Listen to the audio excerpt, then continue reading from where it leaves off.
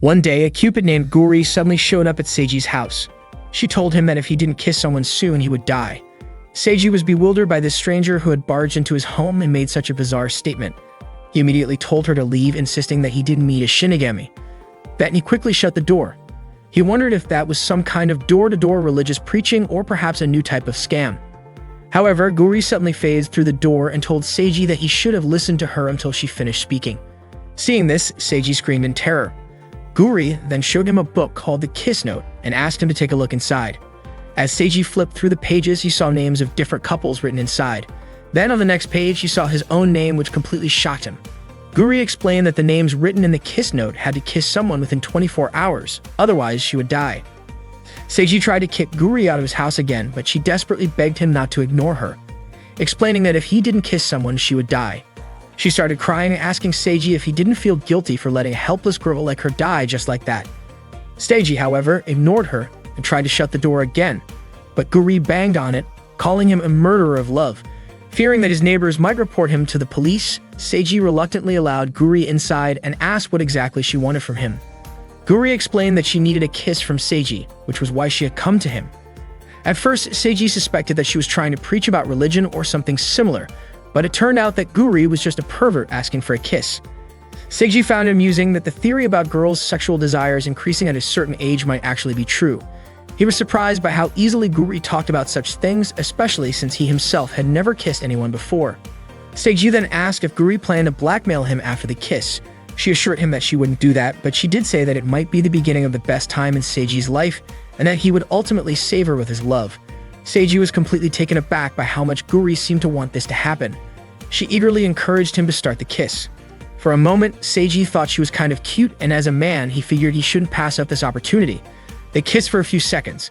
Afterwards, Seiji asked if Guri was satisfied. However, Guri felt that Seiji had misunderstood something. She then demonstrated the power of the Kiss Note. She wrote down the name of the Prime Minister and the name of the Council President, putting an X between them.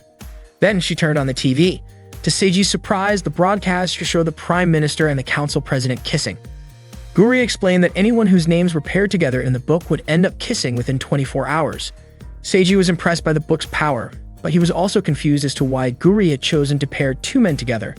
It turned out that she had a habit of making same-sex couples. Guri further explained that the book would have no effect if only one name was written. At that moment, only Seiji's name had been in the book, so nothing had happened to him. For Guri, what had happened between them was just a casual act of affection. Seiji, realizing he had misunderstood the situation, apologized for kissing her. Guri then admitted that she had originally wanted to see a BL, boys love, moment between two voice actors. However, when she attempted to write their names in kanji, she made a mistake and ended up writing Seiji's name instead. Seiji was furious upon realizing that everything was Guri's fault. As an apology, Guri offered to pair him with his ideal man. Seiji was completely confused as to why it had to be a man. Guri also informed him that if one of the names in the book remained without a partner, that person would remain single for life and she would die as a result. That day, Seiji invited Guri to his high school. He asked Guri not to stand out, but she had already activated her opportunistic setting, making her invisible to ordinary people. They began searching for their target. Seiji's gaze fell upon a girl named Akane, who was exercising.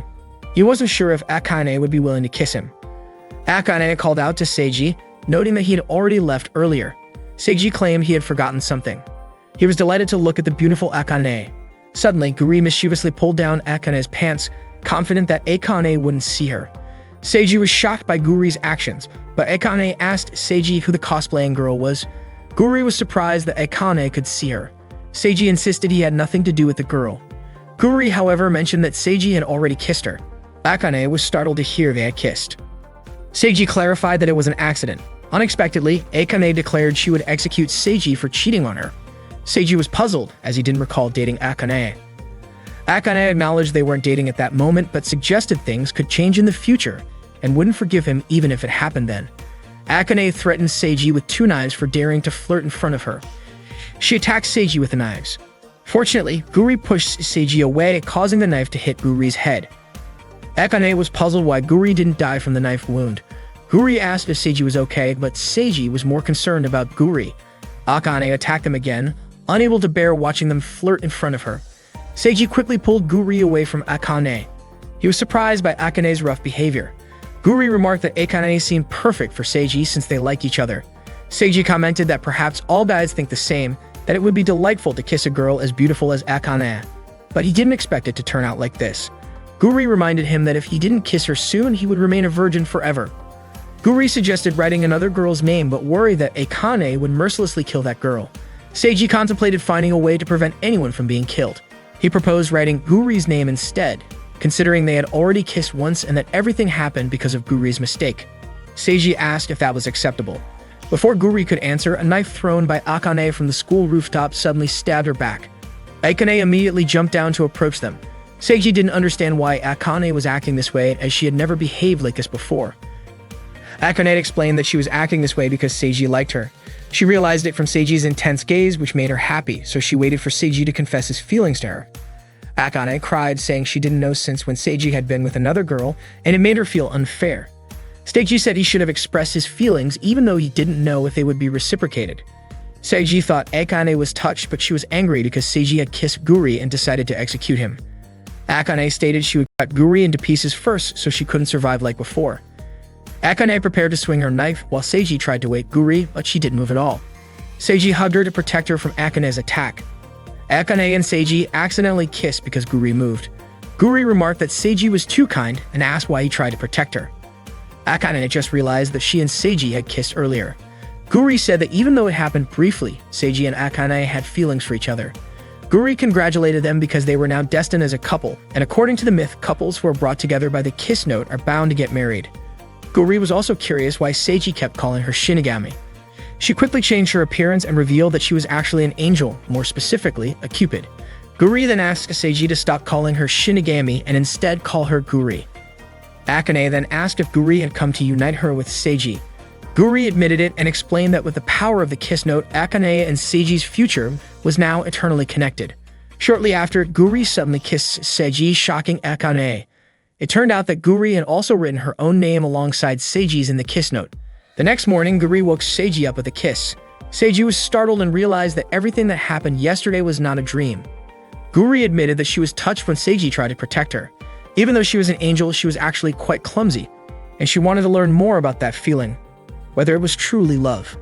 Akane immediately started stabbing Seiji, forbidding him from cheating in front of her. Seiji was confused as to why he wasn't dying from Akane's stabbing.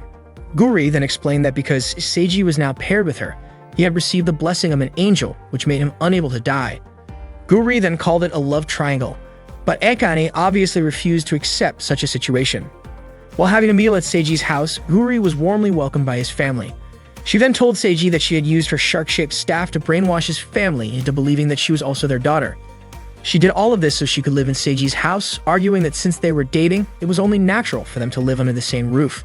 However, Seiji immediately objected, saying that he had never agreed to date her. Suddenly, Seiji's cat started talking, revealing that there was a reason behind everything. The cat introduced himself as Coralie and explained that he had borrowed the body of Seiji's pet cat, Blue, for the time being. Coralie was actually an angel assigned to watch over Guri. Seiji then asked if they had also brainwashed Aqua, his younger sister. His mother replied that Aqua was still at her club activities and had returned home yet. Seiji then asked what Coralie wanted to talk about, but Coralie insisted on discussing it after meeting with Akane. The next morning, Seiji brought Guri and Coralie to school to meet Akane. As soon as Akane saw him, she started stabbing him again for openly cheating on her right in front of her eyes. Coralie then urged them to start discussing something important about their future. Some students saw Seiji and Akane together and immediately assumed that they were dating. Coralie began explaining that it was extremely rare for an angel and a human to become a couple. Because of the angel's blessing, both Seiji and Akane had temporarily become angels, making them unable to die. However, as angels, they were required to work. If they refused, they would be sent to hell and lose their souls. This meant that if Guri didn't do her job as a Cupid, both Seiji and Akane would disappear along with their souls. Seiji was furious that Guri had dragged him into such a mess. Coralie then requested that Seiji and Akane help Guri with her duties. Akane, of course, immediately refused. Coralie then stated that if Akane didn't comply, she would lose her soul and would never be able to be with Seiji. Upon hearing this, Akane quickly agreed to do whatever it took to ensure she could be with Seiji in the future. Seiji then asked what they needed to do to help Guri. Guri explained that all they had to do was write in a kiss note, just as she had explained the day before. Seiji, however, snatched the kiss note from her and insisted that Guri shouldn't randomly pair people up. He believed that they should think things through first because love was something truly important. Coralie agreed with Seiji, saying that unlike Guri, who always acted recklessly and had a habit of pairing up random people, especially creating gay couples just for fun, Seiji actually had a rational approach. Because of this, Coralie decided to entrust Seiji with the responsibility of helping Guri. It was time for Coralie to return to heaven. Before leaving, he told Seiji that aside from assisting Guri, he could still live his life as usual. Seiji and Guri were chatting together while Seiji was trying to avoid Akane because the atmosphere in the classroom had become terrifying. Suddenly, Guri kissed Seiji out of nowhere, causing him to immediately push her head away. He reminded her not to do such things without permission. Out of the blue, Yuzu saw them from the top of the stairs. She accidentally slipped and fell right into Seiji's arms. As he tried to catch her, Yuzu told him not to touch her. She believed Seiji was deceiving girls by pretending to be kind. She also accused him of cheating with another girl, despite already being in a relationship with Akane. Without hesitation, Yuzu grabbed the book and left. Seiji told Guri to take it back, but Guri couldn't move because she was too full. Seiji followed Yuzu to the rooftop, asking her to return the book because it was extremely important. He suspected that Yuzu had written something in it and began panicking, questioning what she had written. Yuzu warned him not to come any closer. Suddenly, the floor beneath Yuzu split apart and she started to fall. Fortunately, Seiji managed to save her, causing Yuzu to land on top of him. It turned out that Akane was the one responsible. She was furious and accused Seiji of cheating on her. In the midst of all the chaos, Guri played background music that matched the scene of the villain's appearance. Yuzu quickly got up and ran, but Akane immediately leaped off the rooftop in pursuit. Seiji, concerned that Akane might actually kill Yuzu, urged Guri to chase after them. As Akane lunged forward to stab Yuzu, her knife mysteriously broke in half, allowing Yuzu to escape. Akane was confused. Something seemed to be protecting Yuzu. Yuzu attempted to write her name in the book, but the writing kept disappearing. Guri then explained that only angels could write in it, meaning ordinary humans couldn't do so. She then asked what kind of protection Yuzu had that allowed her to withstand Akane's attack. Seiji reminded Guri to ask about the kiss note first, suspecting that Yuzu knew something about it. Yuzu had heard that the kiss note could make impossible love become reality. Yuzu fell silent when Guri asked if she had someone she wanted as a partner. Akane was shocked to learn that Yuzu had set her sights on Seiji. Furious, she leaped forward, ready to stab Yuzu, but Seiji shouted at Akane to stop. Akane froze in place, stunned. This was the first time Seiji had called her by her real name. Overjoyed, she immediately ran to him. Yuzu, however, claimed that Akane's feelings were fake and the result of manipulation from the kiss note. She accused Seiji of using the book to make Akane reciprocate his one-sided love. Yuzu then revealed that she loved Akane. Even though she knew her feelings were forbidden, she believed she was the one who should be dating Akane. Guri became ecstatic upon discovering the same gender love. Seiji had to accept that he wasn't the one Yuzu was interested in. He also admitted that Akane was truly incredible, considering how she could receive a direct love confession. Unexpectedly, Akane rejected Yuzu, revealing that they were actually sisters. Despite having different family names, they were still related by blood. Guri became even more excited, realizing this was a forbidden love involving both lesbianism and incest. Yuzu pleaded with Akane, calling her big sister, but Akane forbade her from using that term. Yuzu then asked if Akane was rejecting her because they were both women and also siblings. She insisted that Akane's love for Seiji was fake, a result of the kiss note's manipulation. Akane, however, declared that she loved Seiji regardless of the kiss note. Heartbroken, Yuzu questioned what would happen to her own feelings. Suddenly, Guri announced that she had written Yuzu's name in the kiss note. That meant Yuzu was now part of the couple. As an angel, Guri couldn't ignore a girl in love right in front of her. Upon hearing this, both Seiji and Akane scolded Guri. Yuzu then asked if this meant she could now date Akane. Seiji and Akane explained that all of them were now part of the same couple. Guri urged Yuzu to hurry up and kiss Akane. If she didn't want to, she could randomly choose someone among the three of them. Yuzu couldn't believe she finally had a chance to kiss Akane. Overjoyed, she ran toward her, aiming for a kiss. However, she tripped on a rock and accidentally ended up kissing Seiji instead. Witnessing this, Akane immediately prepared both of her knives. That morning, Yuzu's car was parked near Akane's house. She was targeting the trash disposed of by Akane's family. As soon as the trash was taken out, Yosef hurriedly ran to retrieve it. She was so delighted and told her driver, Teru, that she had succeeded again today. Teru suggested that Yuzu should stop rummaging through Akane's family trash every morning. Yuzu was ecstatic while holding a used tissue that Akane had used and sniffed it. The scent of Akane's favorite rose perfume still lingered on the tissue. To her, that tissue didn't belong in the trash, but rather in treasure box. It was time to go to school, but Yuzu hadn't seen Akane leave her house yet. Suddenly, Guri appeared inside Yuzu's car, holding a doll that resembled Akane. Yuzu asked why Guri was suddenly in her car. Guri approached her because she thought Yuzu seemed interesting. At home, Seiji asked his younger sister, Aqua, if she had met Guri yet. Aqua asked who Guri was and didn't understand what Seiji was talking about. Seiji touched Aqua's shoulder and requested that Aqua listen to him occasionally. However, Aqua instead slammed Seiji and threw him out of the house. Unexpectedly, Akane witnessed all of this and immediately brandished a knife toward Aqua. The knife nearly struck Aqua, but fortunately, Seiji quickly explained that Aqua was his younger sister. Akane apologized as she had mistaken Aqua for a girl trying to seduce Seiji. Akane then acted friendly and introduced herself as Seiji's future wife, but Aqua remained indifferent and walked away. That day in the student infirmary, Guri and Yuzu acted as love health officers, assisting students who wanted to consult about love. The first patient was Rintaro, who said he liked a girl named Hanaka. After hearing this, Guri suggested that Rintaro go directly to where Hanaka was. Rintaro was overjoyed and immediately went to find Hanaka. The love consultation practice conducted by Guri and Yuzu became the talk among students because those who came managed to find love after just one consultation. Seiji and Akane entered the student infirmary and asked what Guri was doing. Yuzu welcomed Akane and said that her goal aligned with Guri's. Yuzu explained that they used the extraordinary power of the Kiss Notebook. For example, they paired the person stalking Akane with a police officer, so Yuzu was helping the teachers by acting as a cupid. Guri added that they only paired couples who had already fallen in love. However, to Seiji, it seemed like they were forcing people to fall in love. Guri was puzzled as Seiji, being her boyfriend, should be helping her duties as a cupid, but he hadn't done anything yet. Seiji then said that he would also look for potential couples with Akane, and he confiscated the Kiss Notebook. Yuzu was puzzled by Seiji's behavior and even more puzzled as to why Akane likes such a cruel guy. Yuzu asked if Seiji had dragged Guri into this mess, but Guri admitted that she had asked to pair with Seiji. Yuzu then asked if Guri truly likes Seiji. Guri said she didn't even know because she had no experience with love. However, there was something about Seiji that caught her attention. According to Guri, Seiji was interesting and fun, and that's what made her love him. Yuzu asked why Guri became a cupid.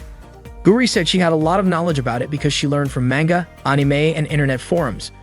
According to Yuzu, love isn't something that should be understood but rather felt in the heart. Meanwhile, Seiji told Akane that he didn't expect Yuzu to misuse the Kiss Notebook as well. Akane felt happy when Seiji invited her. As they were walking together, Seiji accidentally bumped into Mary. He immediately apologized, but Mary said she was the one who was a bit lost in thought. It was unusual for Mary to daydream, so Akane suspected that Mary might be in love. Akane asked Mary to tell her if there was someone Mary liked or wanted to date because Akane might be able to pair them up, just like she and Seiji. Seiji whispered to Akane that she seemed to be pushing too hard. Meanwhile, Guri and Yuzu were reading the paper they had found earlier. It appeared to be some kind of love poem. According to Yuzu, the person who wrote it was probably experiencing unrequited love. Guri then suggested that they find this person and make their love come true. Yuzu was more than happy to help, and they really started working like cupids. Suddenly, a man named Nagito entered the student infirmary and asked if a piece of paper had fallen in that room. Mr. Nagito quickly snatched the paper from Yuzu's hands. Yuzu then asked if he was the one who had written it.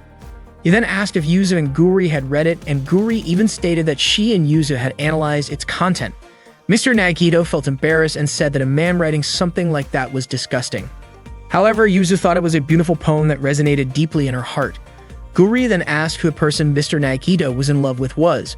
Before he could answer, Seiji suddenly arrived and asked what kind of trouble Guri was causing this time, assuming that she was once again creating a mess.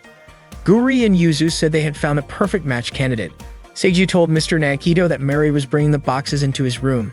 Seeing Mary right in front of him, Mr. Nagito's face turned red. He looked so nervous that he ended up falling. Mary then told him to be firm and to stand up properly. She also instructed him to fix his messy appearance since, as a teacher, he should set a good example for his students. After Mary helped him tidy up, Mr. Nagito suddenly fell again. Yuzu immediately suspected that the person he was in love with was Mary. Seiji also guessed that the person Mary wanted to date was Mr. Nagito. They held a discussion about the situation, and Seiji concluded that Mr. Nagito was in love with Mary, but Mary did not want to date him, especially since they were a teacher and a student, making it an impossible situation. However, Guri argued that if a male-male couple was acceptable, then so was a teacher-student relationship. Yuzu and Guri agreed to pair them up, but Seiji believed it would be a huge bother for Mary. Akane, on the other hand, was unsure because if Mary truly did not like Mr. Nagito, she would reject him outright. Guri suggested that they observe Mr. Nagito and Mary's feelings for a while before deciding whether they should push for the relationship. Yuzu was excited about making Mr. Nagito and Mary's love come true. Seiji reminded them that their job was not to make their love happen, but to confirm their feelings. At that moment, Yuzu and Guri brought Mr. Nagito to the audio-visual room and urged him to shout his feelings across the entire school. They wanted him to confess his love for Mary using the microphone. Overwhelmed, Mr. Nagito ran away because he could not do it. Seiji then went to see Mary and ask about Mr. Nagito. He knew it was none of his business, but things would only get more complicated if left alone. Mary teased him, saying that she suspected he had dumped Akane and was now confessing to her instead. However, she was only joking because she knew Akane would kill him if that were the case. At that moment, Mr. Nagito saw Seiji talking to Mary. Seiji explained that Yuzu and Guri were trying to figure out Mr. Nagito's feelings, but to stop them, he needed to confirm Mary's feelings and see whether she would accept or reject him. Mary firmly stated that it was impossible because love stories between teachers and students only happened in TV dramas, whereas her motto was to always act wisely. Hearing this, Seiji suggested that she reject him outright. Mary replied that she could not ignore him because his clumsiness reminded her of her younger brother. Seiji then concluded that Mary's feelings for Mr. Nagito were more like those of a mother toward her child. Mr. Nagito, who had been listening the whole time, clearly heard her statement. Previously, Mary accidentally read something written by Mr. Nagito and asked him if writing poems and lyrics was his hobby. Embarrassed, Mr. Nagito asked her to return the paper because he was about to throw it away. Mary thought it would be a waste to discard it since Mr. Nagito had put so much effort into writing it. She praised him for his incredible ability to create such beautiful sentences. Mr. Nagito then questioned whether it was strange for a man to write something so feminine. Instead of agreeing, Mary gently stroked his hair and told him it was impressive and not weird at all. Unexpectedly, Mary's gesture made Mr. Nagito fall in love with her, but he knew he had to suppress his feelings. Seiji approached Mr. Nagito and expressed concern that Guri and Yuzu might be up to something weird again.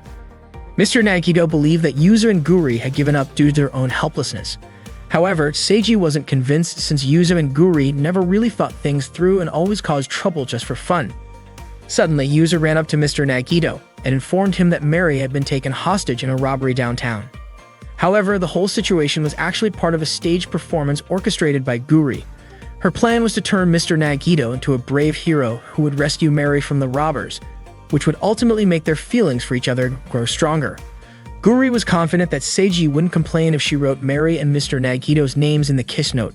Dressed up as a robber, Guri was still recognized by Mary, but unexpectedly, an actual robbery was happening at the same location. When the police arrived, Guri and Mary ended up being taken hostage by the real robbers. Mr. Nagito, Yuzu, and Seiji arrived at the scene, and Yuzu was shocked to see Guri and Mary being held by real criminals. Seiji was also puzzled to see Guri there with such a strange appearance. Guri commented that maybe this was a case of the hunter becoming the hunted. When Mary saw Mr. Nagito, she casually reminded him that there was a student council meeting that day. Seiji suspected this was all Guri's doing, but she insisted that these were actual robbers. When Mr. Nagito asked if Mary was okay, she told him to just go back to school. Meanwhile, Guri asked Seiji to take a picture of her. The robbers were annoyed that the hostages were just casually chatting instead of feeling distressed like they were supposed to. Guri then told Yuzu that even though their original plan had failed, they should still go ahead with it. Yuzu urged Mr. Nagito to save Mary in a cool and heroic way so that he could touch her heart. She believed that if he did, Mary would return his feelings, and this could be his last chance. However, Mr. Nagito hesitated because the robbers were armed, and he thought it would be better to let the police handle the situation. Yuzu then asked why he had run there in the first place upon hearing Mary was in danger. Wasn't it because he wanted to save her? She pleaded with him to take action before deciding it was pointless, and not to let this opportunity slip away. She even told him to face the robbers, even if it meant killing them. Yuzu also encouraged him to confess the feelings he had written down on that piece of paper. When one of the robbers told Yuzu to stop talking, she snapped at him, saying he was just an extra in the story. Annoyed at being called an extra, the robber fired his gun at Yuzu. Fortunately, Seiji managed to protect her, though the bullet grazed his arm. Yuzu insisted that she had the ability to deflect attacks, so she didn't need Seiji to protect her. However, Seiji argued that he wasn't going to die and there was no way he would let a girl get hurt. He admitted that it was a strange situation to confess love, but Yuzu had a point. Because of that, he believed Mr. Nagito needed to step up and save Mary. Mary scolded the robber, which made him threaten to shoot her. Mr. Nagito shouted at the robber to let Mary go. Although Mr. Nagito was scared, he was even more afraid that the robber would hurt Mary. His words touched Mary, and she tried to break free from the robber. Mr. Nagito then struck the robber, but his punch was so weak that he felt extremely guilty for resorting to violence. Just as the robber was about to shoot Mr. Nagito, Akane suddenly rushed towards Seiji.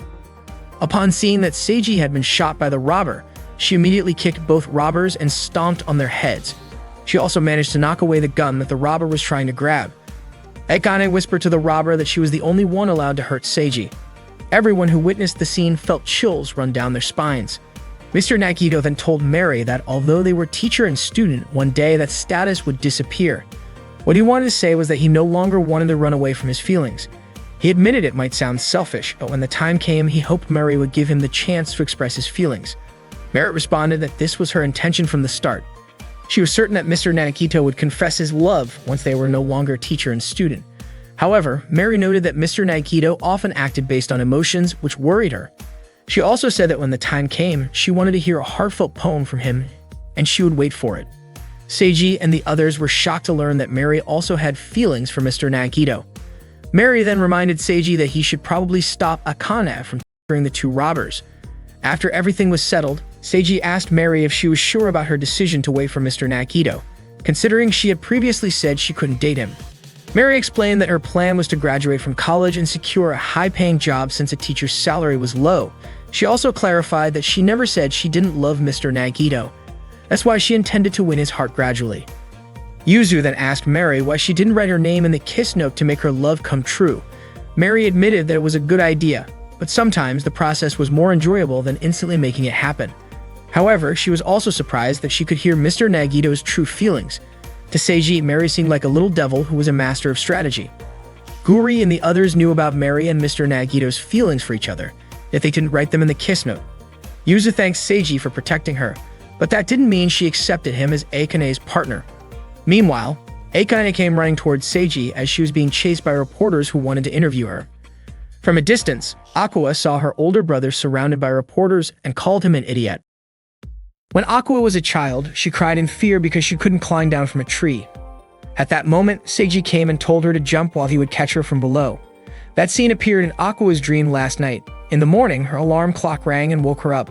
Aqua immediately went to the bathroom to brush her teeth, but she was suddenly startled by Guri, who was completely naked after taking a morning shower. Aqua was understandably confused to see Guri in her house. Guri quickly assumed that the girl in front of her was Seiji's younger sister. She greeted Aqua and introduced herself as Seiji's girlfriend. Suddenly, Seiji entered the bathroom and asked if Aqua had heard Guri's voice. He was shocked to see Guri standing there naked. Guri explained that a divine light was covering her, so people wouldn't actually see anything on her body. Aqua asked Guri if she didn't mind considering that Seiji had another girlfriend. Guri asked if she was referring to Akane and even told Aqua that besides Akane, Seiji had yet another girlfriend. Seiji tried to explain, but Aqua was already annoyed and immediately brushed soap into Seiji's eyes before leaving.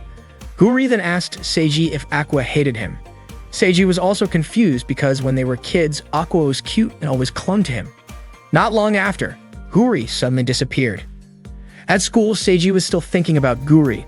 He was worried that she might do something to Aqua. Akane approached him and noticed that he seemed to be thinking about Guri, but Seiji denied it. That afternoon, Akane brought him a homemade lunch and invited him to eat together. Seiji was delighted to see the variety of food Akane had prepared. She was doing her best to be his future wife. When Seiji took a bite, he praised how delicious it was, which made Akane happy. Not long after, she asked what was going on with Guri. Seiji told her that he was worried Guri might do something to Aqua because Guri knew that Aqua hated him. He then asked if Akane and Yuzu were getting along, but Akane apologized and said she didn't want to talk about it. After school, Aqua walked home alone.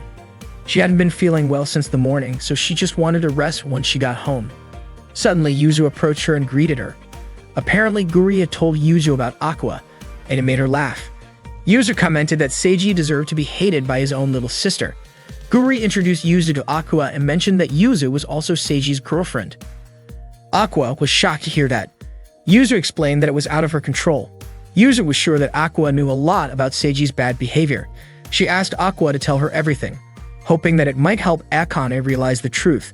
Yuzu was convinced that Seiji was a pervert, lazy, and rude at home. She also believed that Aqua must have suffered a lot having a brother like him. Annoyed, Aqua snapped at them, saying that they knew nothing about her brother and should stop acting like they did just because they had only known him for a short while. Suddenly, a demon appeared before them. Yuzu was immediately terrified because it was Stolas, the demon who had been sealed away after attacking children years ago. Yuzu panicked and ran away in fear.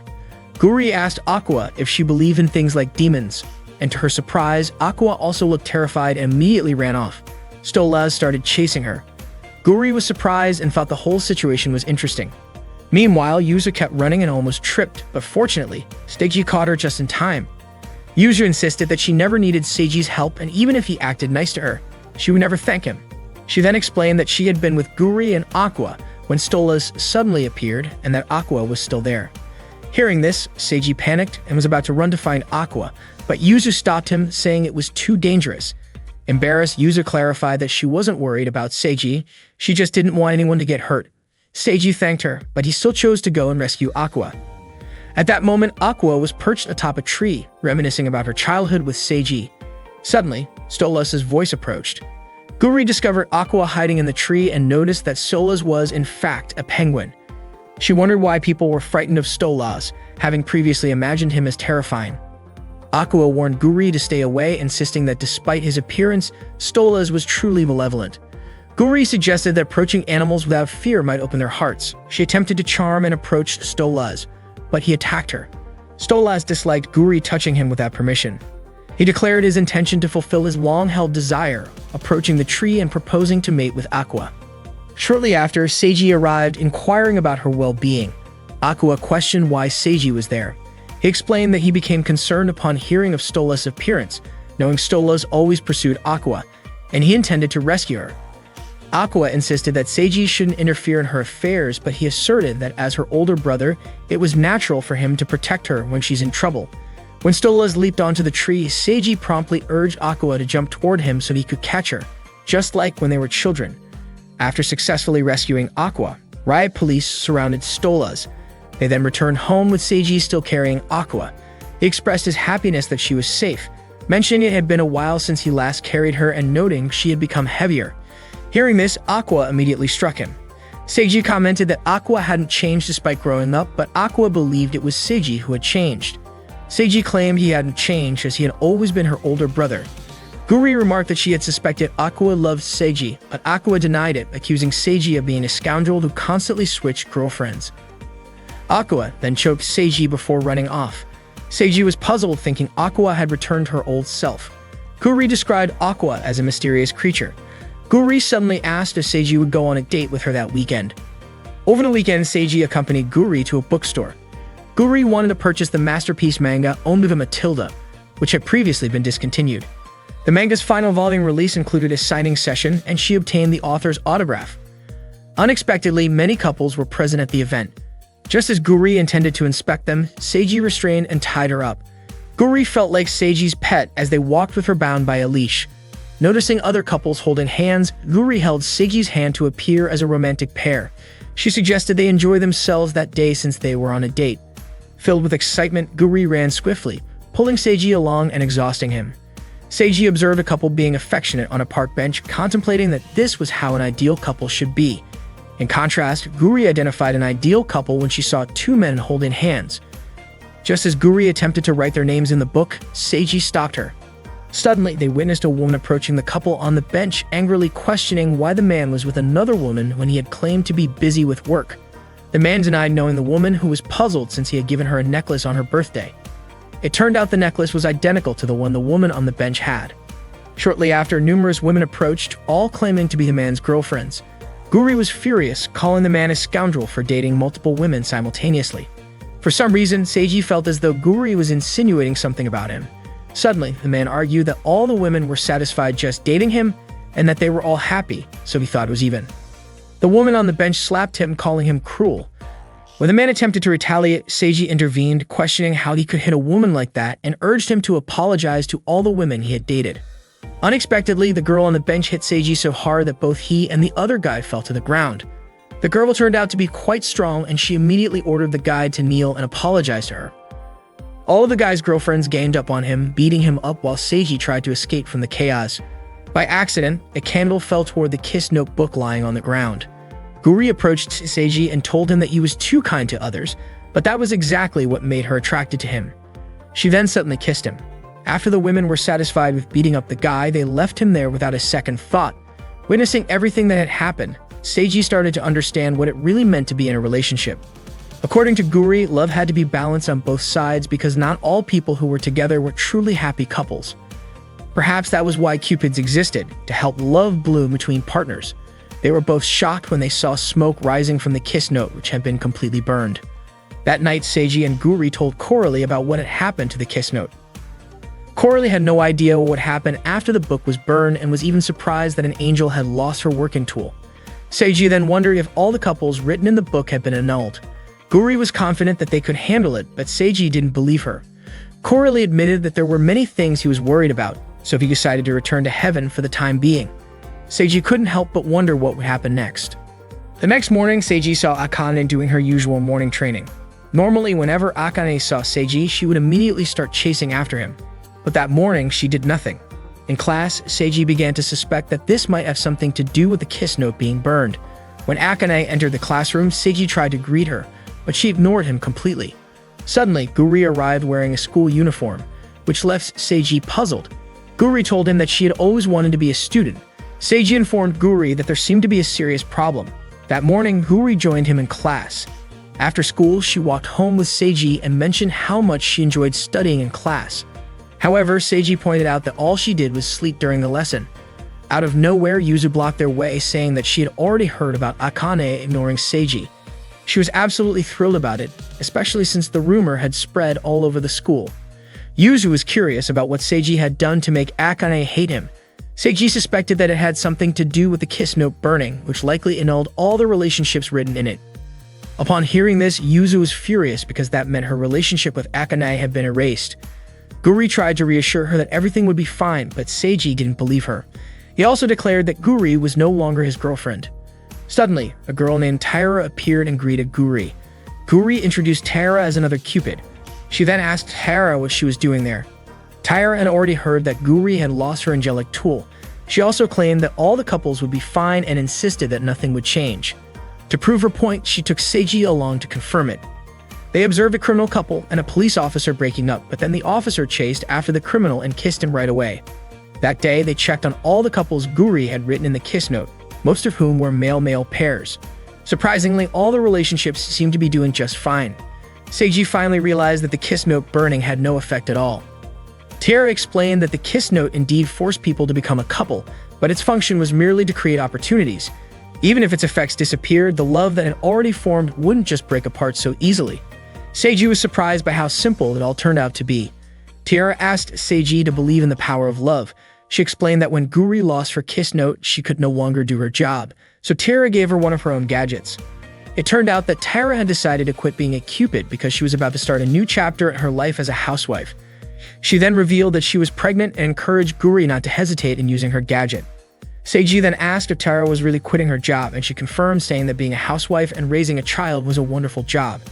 At that moment, the issue with the couples and the burned book had been resolved. Guri pointed out that since Seiji and Yuzu were no longer paired, they no longer received the blessings of an angel. This meant that if Seiji were killed, he would actually die. Suddenly, Akane threw a knife at Guri. She was furious and demanded to know why Seiji hadn't come to her, even though she had been waiting for him. Seiji, terrified, reminded her that if she stabbed him, he would die. However, instead of stabbing him, Akane kissed him. She then burst into tears, asking why Seiji hadn't chased after her. Seiji, confused, told her that her behavior was strange. It turned out that Akane had been acting this way on purpose. She explained that she had read an article in a magazine about how to attract a distant partner, so she had done her best to act cold, as the article suggested. After that, Akane repeatedly stabbed Seiji, but he didn't die. To everyone's surprise, Guri had rewritten Seiji's name in the kiss note, pairing him with Akane, Yuzu, and herself once again. Realizing this, Yuzu asked if she needed to kiss Akane again. However, Guri pointed out that Akane had already kissed Seiji, so the only thing left was for Guri to kiss Yuzu. With that, everything returned to the way it was before. Since she was little, Yuzu had been told by her mother, Ameisha, that Akane was cruel, rough, and hurt others without thinking twice. She even called Akane a demon. Amisha also forbade her from speaking to Akane. Deep down, Yuzu never really believed what her mother said. One day, while running with her doll in hand, she suddenly tripped and the doll fell to the ground. Akane approached her and called her clumsy. Seeing the fallen doll, Akane picked it up. Yuzu immediately asked Akane to give it back, explaining that it was a precious gift from her mother. However, instead of returning it, Akane threw the doll into a pond. That morning, Seiji and Guri saw Yuzu heading to another school. Out of nowhere, Guri suddenly sneaked into that school. When Seiji tried to follow her, he was chased away by the school guard. Yuzu was seen waiting for someone and was surprised to find Guri at her school. She asked Guri why she was there, and Guri responded with the same question. Suddenly, Kido arrived and called out to Yuzu. Yuzu then asked why Kido was late. Kido apologized, saying that the other students were slacking off, which made her late.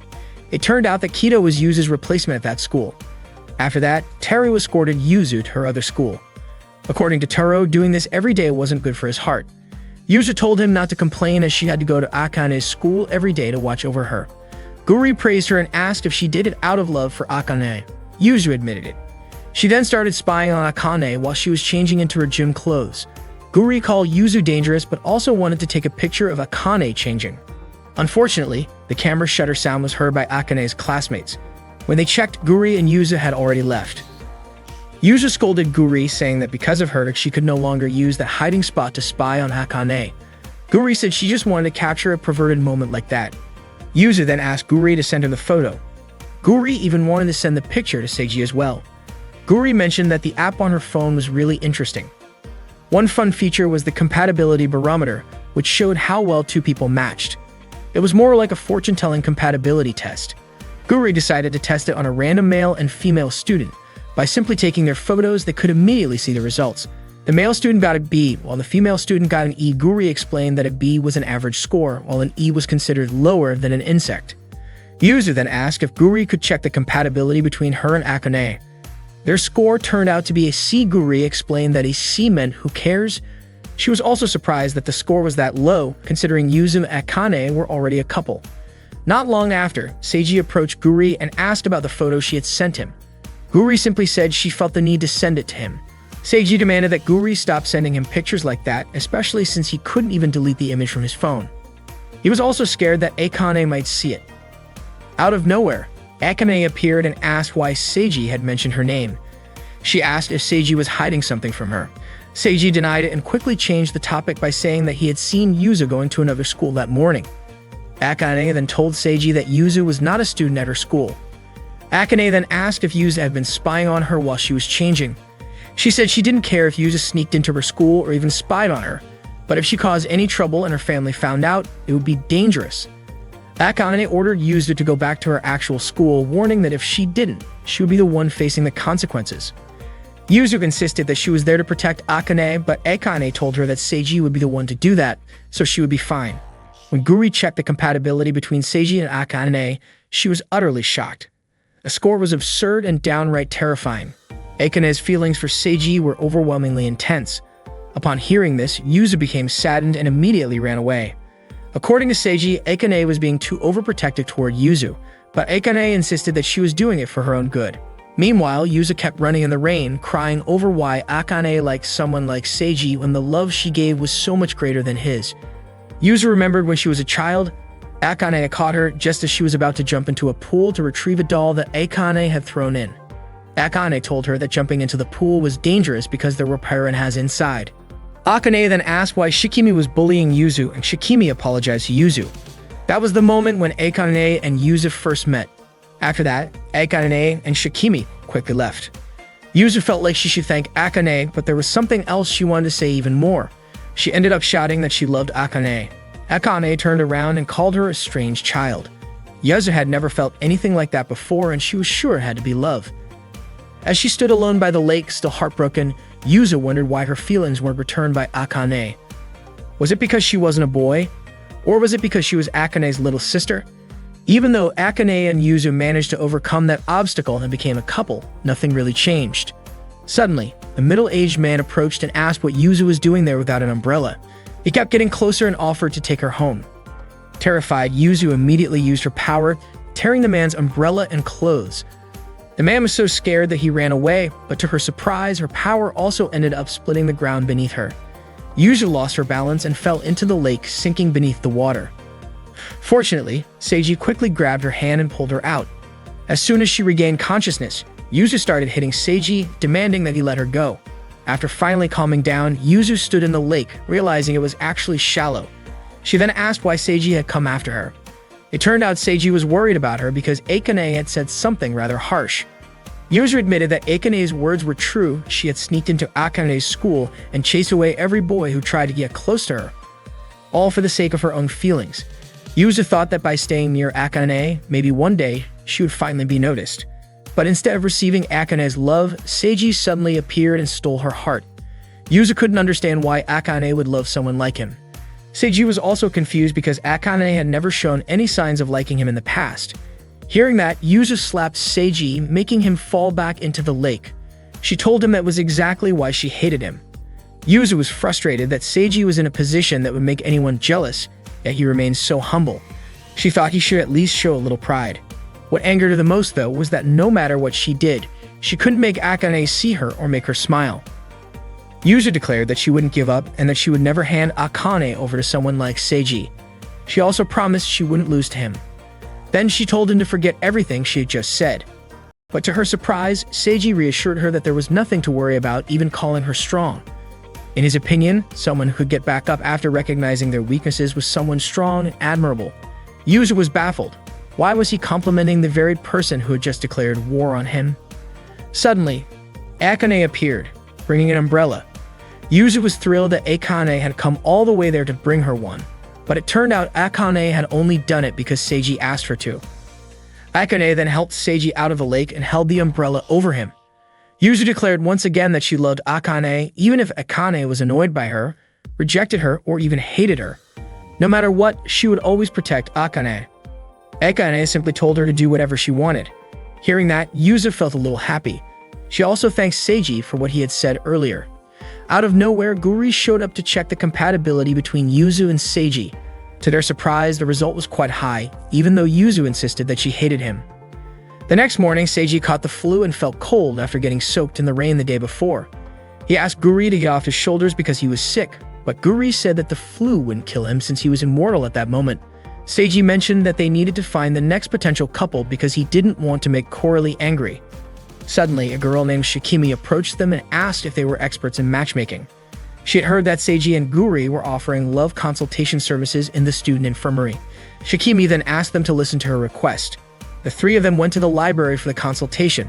Shikimi explained that there was someone she liked and she couldn't get them out of her mind. She was certain that Guri and Seiji could help her turn that person into her partner. Guri assured her that as long as there were no major mistakes, Shikimi could be with that person and was even guaranteed to marry them. She also revealed that she was an angel. Guri explained that if Shikimi entered her name and the name of the person she liked into Guri's phone, it would become a couple. Unfortunately, Shikimi didn't know the person's name, but she hadn't been able to forget them since the first time she saw them. Guri understood the feeling and got excited about pairing Shikimi with her crush. When Guri was about to contact Yuzu and Akane, Shikimi said she felt embarrassed talking about it since it was her first time experiencing such emotions, so she wanted to keep it a secret. Seiji then said that he and Guri would look for the person in question and would contact Yuzu and Akane if necessary. Before leaving, Seiji invited Shikimi to meet again after school. Shikimi handed Guri a manga that had fallen, and it turned out that they both liked the same author. Guri was thrilled and asked Shikimi to be her friend, promising to make her love story come true. During class, Seiji sneezed several times. Akane, worried, checked his forehead and noticed he was running a fever. She suggested that he go to the student infirmary, but Seiji insisted that he was fine. After school, Seiji met up with Shikimi, but Guri had not arrived yet. Since they didn't have much time, they decided to go ahead and visit the last place where Shikimi had seen the person she liked. As they walked, Shikimi asked if Seiji was really dating Akane, Guri, and Yuzu. Seiji admitted that it was true, but insisted that it was completely out of his control. He explained that his 3 girlfriends constantly caused problems, got mad at him, and even stabbed him, which had become part of his daily life. Hearing this, Shikimi asked if he was okay. Seiji replied that even if he was badly injured, he wouldn't die. He speculated that it was because being with Guri had made them immortal. Seiji suddenly realized that he shouldn't have said that. Shikimi smiled, unsure if it was a good or bad thing, but she found it quite interesting.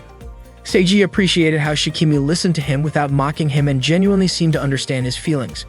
To him, she truly seemed like a good person. Meanwhile, Guri arrived at their meeting spot but didn't see anyone.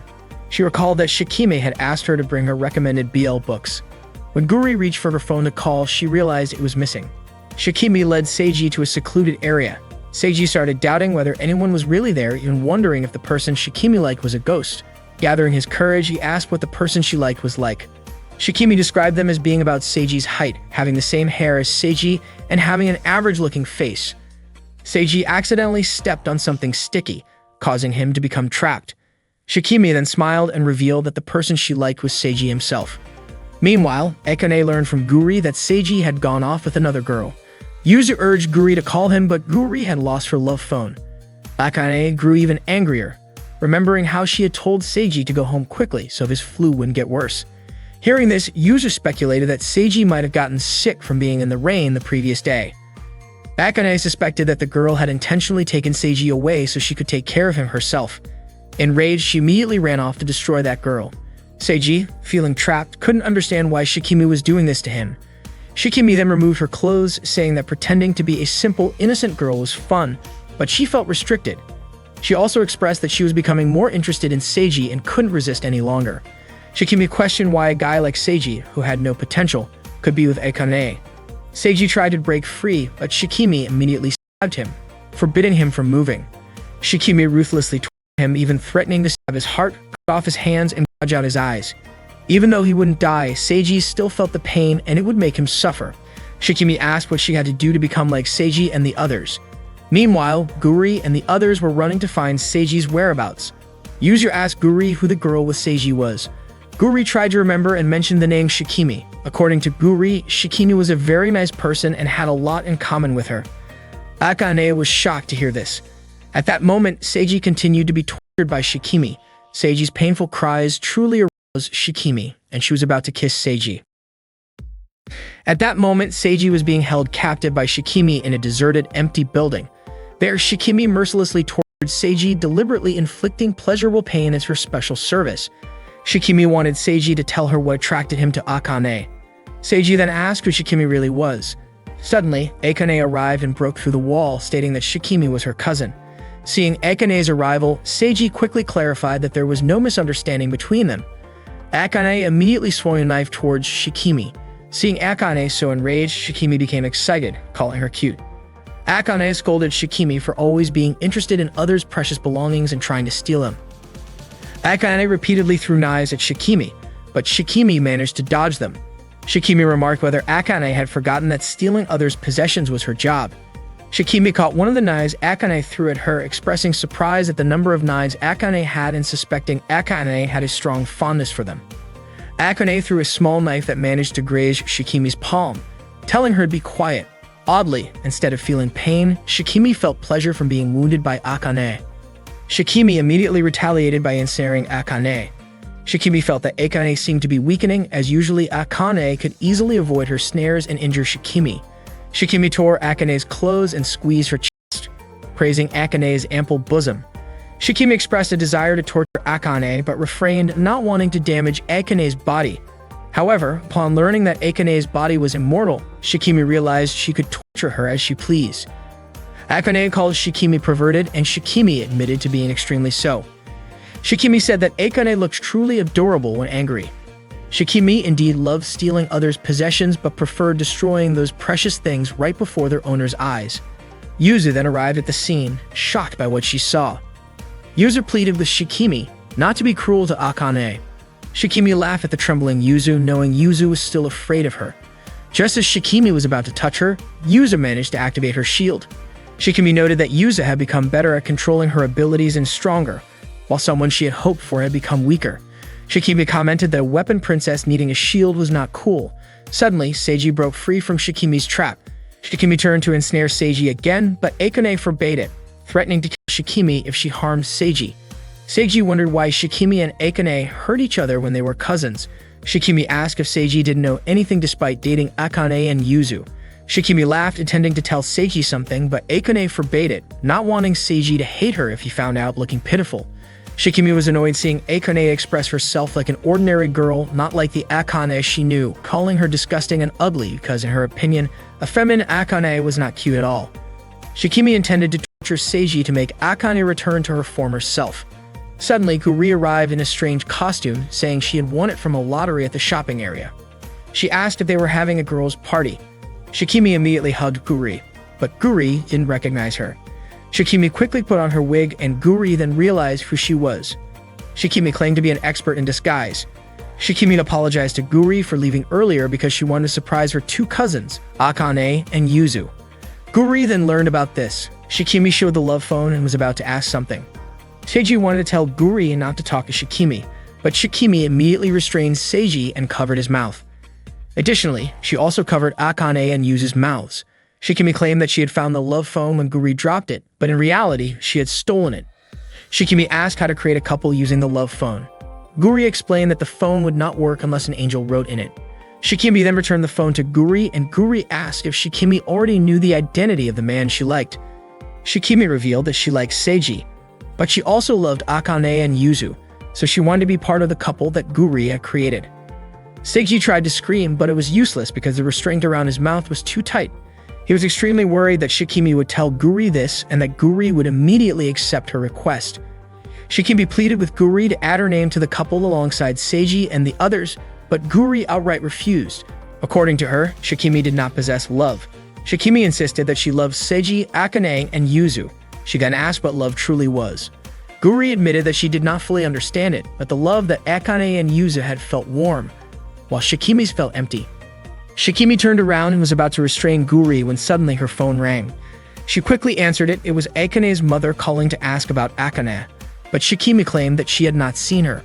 Shikimi informed the others that she had been ordered to return home and that she would join them again next time to steal Seiji and everything belonging to Akane and Yuzu.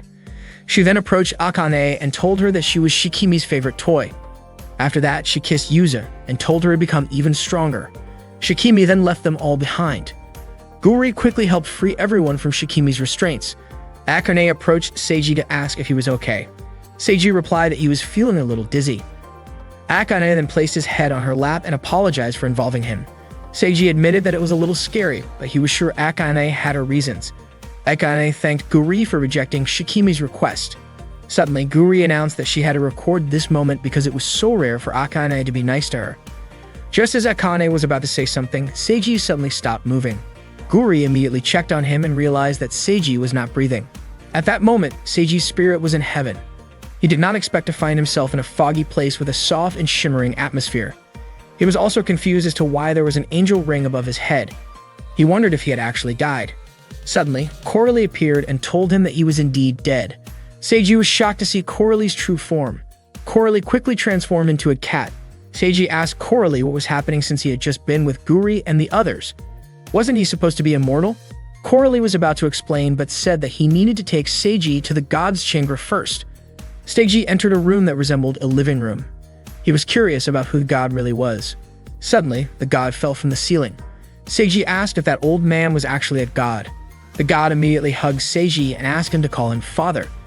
It turned out that the god was Guri's father. Meanwhile, Akane was crying and begging for Seiji to wake up. Yuzu suspected that Seiji's fever had gotten worse and blamed herself. Akane, on the other hand, planned to commit suicide so she could follow Seiji. Suddenly, Guri suggested that they try something. Akane agreed and was willing to do anything to bring Seiji back to life. Guri proposed that they give Seiji a kiss, like the one used to wake up a sleeping princess. Akane immediately kissed Seiji, but even after a while, he did not come back to life. Guri then stated that a living person would definitely die if kissed like that for 15 minutes straight. It was Guri's turn to give him a kiss. At first, Akane refused, but to save Seiji, she eventually allowed it. She turned her back and urged Guri to finish it quickly. However, just as Guri was about to kiss Seiji, Akane suddenly stabbed her in the head. Meanwhile, the god displayed a video of Guri, commenting on how serious her expression was, and then he started kissing the television. Seiji couldn't believe that someone like that was actually a god, let alone Guri's father. Taira arrived, bringing drinks for Seiji and the god. The god requested sake, but Taira scolded him and insisted he drink what she had brought. Coralie then reminded Taira to be more respectful when speaking to the god. Seiji found the place to be incredible, yet he did not feel nervous at all. He then asked if, since the god was Guri's father, Guri also had a mother. Coralie questioned why Seiji would ask that, but Taira answered saying that Guri's mother left because the god was unfaithful. The god, however, argued that he wasn't cheating, he simply loved everyone. Taira explained that there was a reason Seiji was brought there. The god wanted to speak with him directly and therefore had to have him die first. The god then asked Seiji what he would do if he were told that Guri would become the next god. Seiji replied that for the sake of all humanity, that should never happen. The god explained that being a god must be passed down through generations. Before Guri could become a god, there was something important she needed to have. The god wanted Seiji's help in teaching Guri about love, as love was the most crucial element needed to become a god. That was why he employed Guri as a cupid, but she ended up spending most of her time playing around instead. The god stated that something had changed ever since Guri met Seiji. As her father, he would be happy if Guri had the opportunity to grow, even if it was alongside an ordinary human. At that time, Guri still didn't understand love, but the god asked Seiji to take care of his daughter. Coralie warned the god not to bow before a human, but Taira took a picture of him doing so. Suddenly, a man appeared, calling the god troublesome. He claimed that the god was foolish for expecting his daughter to become a god by learning from a human. Seiji asked who he was, and the man introduced himself as the Demon King. The Demon King then asked if Seiji was Guri's boyfriend, saying that Seiji was nothing special and must be overwhelmed by everything happening. He tried to persuade Seiji to reject the god's request, suggesting that he must want a peaceful life. The god was confident that Seiji wouldn't be swayed by the Demon King's words, claiming that the Demon King was only after Guri. The Demon King admitted that he wanted Guri to fall into hell and switch careers to become a demon, because she was simply too adorable. In his opinion, cunning and captivating girls were extremely popular in hell, and if Guri held power there, the number of new demons would increase significantly. He argued that Guri was better suited to freely doing evil rather than becoming an angel. The god was furious, insisting that Guri shone brightly and that she was an angel. He warned that he would get angry if the Demon King kept talking that way. A fight then broke out between the god and the Demon King. Seiji suddenly voiced his opinion, saying that he felt Guri wouldn't want to do either of those things because she would likely get bored after just one day. According to him, Guri's life priority was always doing whatever she wanted, and she was not the type to listen to others. He then apologized for his rude remark, but the god admitted that Seiji was right. He had even forgotten that Guri had such a free-spirited nature.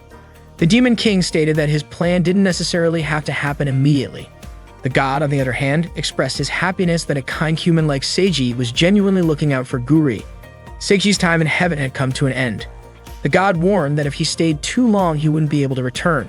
He apologized for summoning Seiji so suddenly, explaining that he had really wanted to meet him. His Seiji was Guri's first love. As a god and a father, of course, he was curious about the kind of person who became Guri's first love. God assured Seiji that he didn't need to worry because neither he nor the Demon King would interfere with him directly. He also advised Seiji to enjoy his youth with the girls as much as he wanted, but warned him not to do anything perverted. Meanwhile, Akane was chasing after Guri simply because Guri had tried to kiss Seiji to save him. Akane continued to pursue Guri while throwing knives at her, but Guri just laughed because it seemed like Akane had gone back to being her usual self. Earlier, Akane had seemed gloomy due to the incident with Shikimi. Moreover, Akane thanking Guri was not something she would normally do. Yuzu tried to remind them not to fight because it was not the right time for it. She then looked at Seiji, who was lying motionless. She thought that waking someone up with a kiss only happened in fairy tales, but if that was what it took to bring Seiji back, she had to give it a try. Yuzu didn't actually want to do it, but she convinced herself that it was just compensation and also for the sake of her pride. Just as Yuzu was about to kiss Seiji, he suddenly woke up and their heads collided in shock. Akane immediately rushed to hug him, feeling incredibly relieved that Seiji hadn't died. Guri welcomed Seiji back and said he had come back to life. She then asked him how heaven felt, which left Seiji confused about how Guri even knew about it. It turned out that when Seiji died, Guri realized that he must have been in heaven. She then asked how her father was doing there. Seiji questioned why Guri had never told him anything about herself or her father before. Guri explained that she had absolutely no interest in anything related to heaven, as it would have been too boring to talk about. Akane scolded Guri, saying that the kiss earlier had been pointless. Guri responded by saying that Seiji had returned safely, and that Akane was back to normal, meaning the problem was solved. Seiji then wondered if he could actually teach Guri about love. That day, Seiji asked Aqua about her summer vacation plans. Aqua said she would be busy with her club activities. Initially, Seiji had wanted to invite her to the beach, so Aqua decided to join him. However, it turned out that they were going together with Guri, Akane, and Yuzu as well. They all took the train together, looking cheerful, though Aqua seemed slightly indifferent. When they arrived at the beach, the sky was bright and clear, and the girls changed into their swimsuits. Unfortunately, Guri was just playing a game under the umbrella. Seeing this, Seiji asked why she seemed so unenthusiastic. Guri said that she hated hot places, and besides, water and sand were dangerous for her game console. Seiji called her a homebody. Not long after, Akane approached Seiji and asked what he thought of her swimsuit. Seiji complimented her, and Akane was happy to hear it. Seiji kept staring at Akane's exposed chest. Seeing this, Yuzu called him a pervert for looking at Akane with such a lustful gaze and immediately poked his eyes. However, Akane admitted that she had bought that swimsuit just so Seiji would look at her. Seiji then turned his attention to Yuzu and told her she looked cute, but Yuzu poked his eyes again. She was annoyed and assumed Seiji must have said the same thing to every girl wearing a swimsuit. Akane invited Aqua to swim together since Seiji had told her that Aqua loved swimming. However, Aqua indifferently said she wanted to swim alone. Seiji found it odd considering it was Akane who had suggested going to the beach in the first place. Akane told Seiji not to worry about it, saying she would not give up on getting closer to Aqua, because in the future Aqua would surely become her little sister. Seiji and Akane played together at the beach, while Yuzu looked scared and was wearing a flotation device. Seeing Yuzu hesitate to go into the water, Seiji asked if she did not actually like the beach. Yuzu admitted that she could not swim. Seiji reassured her, saying she would be fine since she had a flotation device. Yuzu gathered her courage and, trembling, took a step into the water. Akane called out to Aqua, but Aqua immediately turned her face away. Meanwhile, a police officer was applying sunscreen to his gay partner's body, and the sight of it made Guri happy. Seiji was confused as to why Guri was not playing at the beach and asked her what she wanted to eat. Guri said she wanted shaved ice, grilled squid, pork, corn, shellfish skewers, a hot dog, and roasted sweet potatoes. Suddenly, a volleyball rolled near Guri, and two girls asked her to throw it back. Guri assumed they were lesbians and immediately threw the ball, but it ended up hitting Akane's chest and bounced back hard toward her. Akane then challenged Guri to a match. Guri accepted the challenge and quickly changed outfits. Meanwhile, Seiji was waiting in line to buy shaved ice. To his surprise, the vendor turned out to be Shikimi. Shikimi apologized for what happened before, but Seiji could not forget the cruel torture she had put him through. Shikimi pointed out that the wounds on Seiji's hands had already healed and admitted that she really wanted to stab his heart. Naturally, Seiji stopped her. Shikimi then unbuttoned her shirt and said she wanted to thank Seiji with her body. Seiji quickly pushed her away and told her that a woman should not offer her body to a man so easily.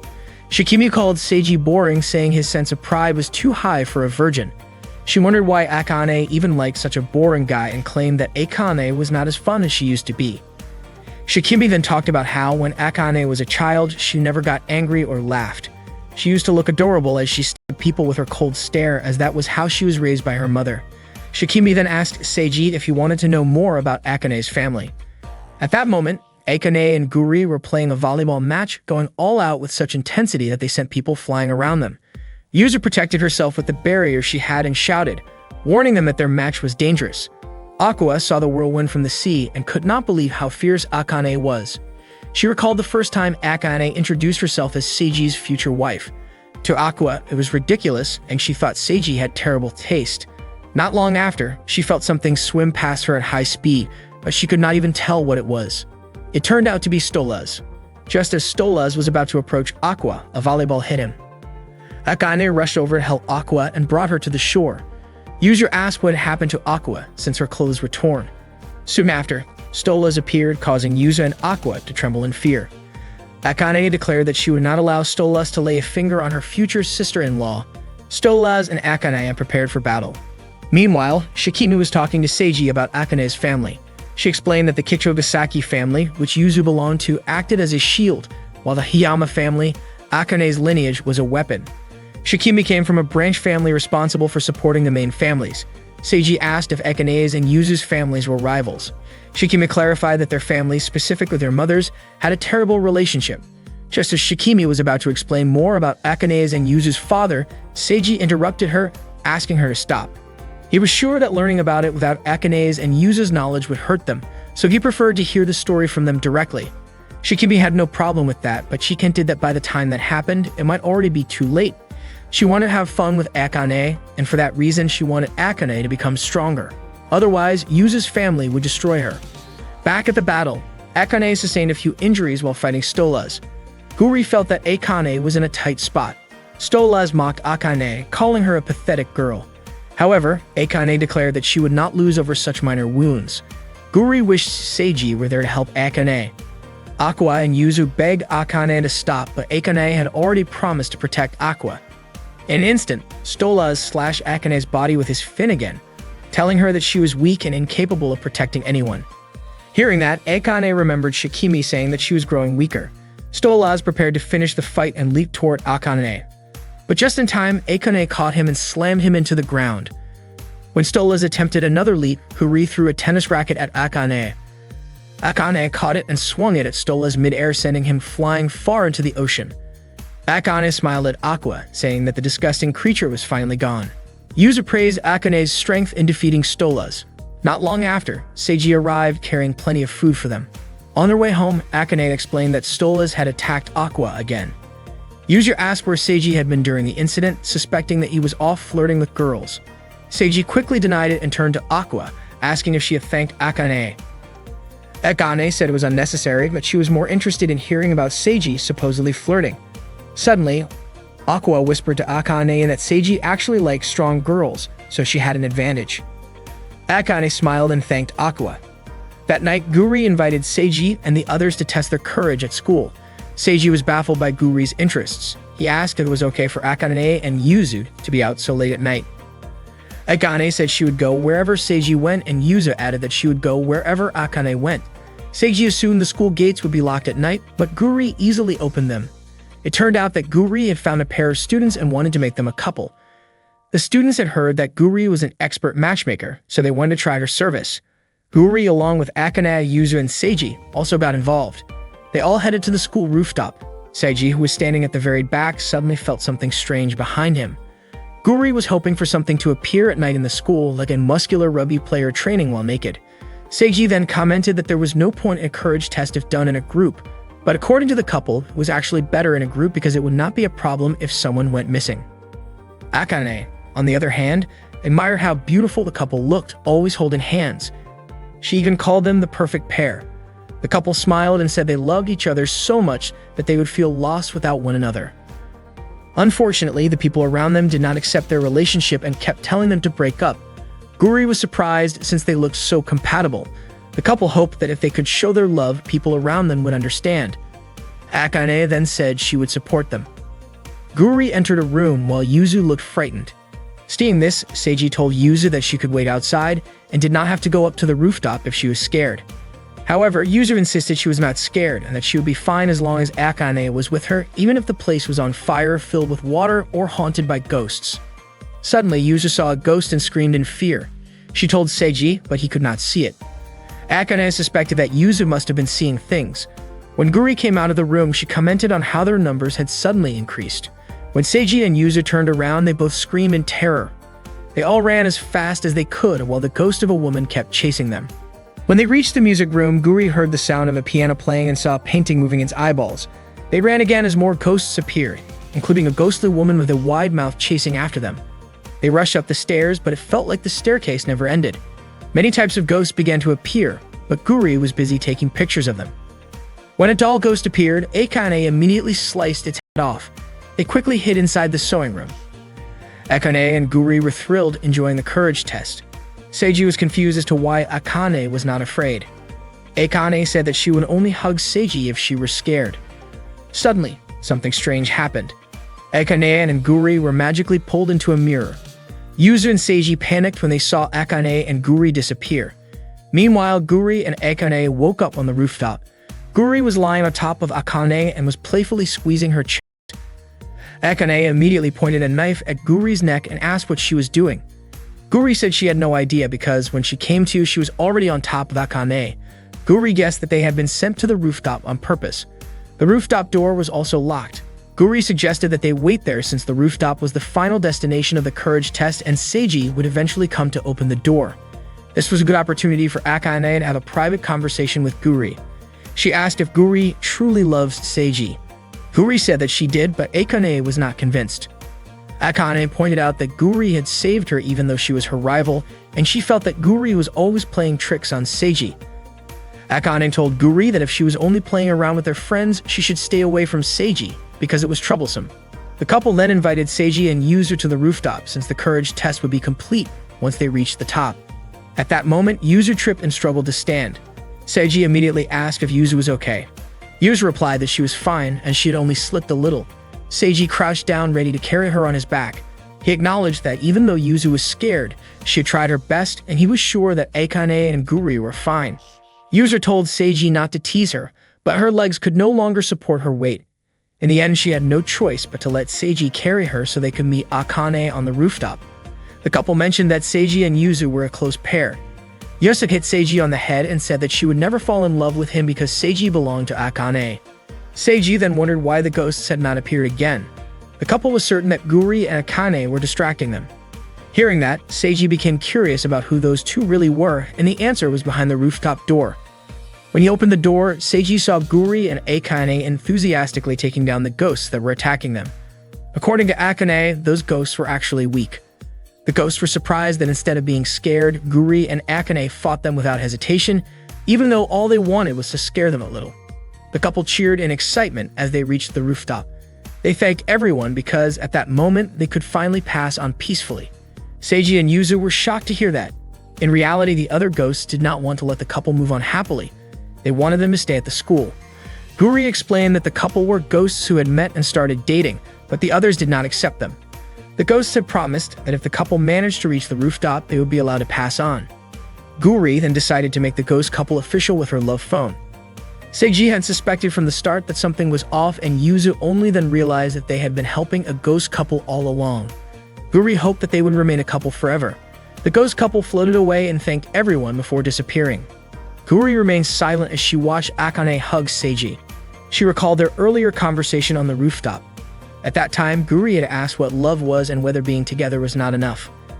Akane had replied that love was when happiness and sadness both cause pain in the chest. Akane then looked annoyed and questioned why Seiji was carrying Yuzu.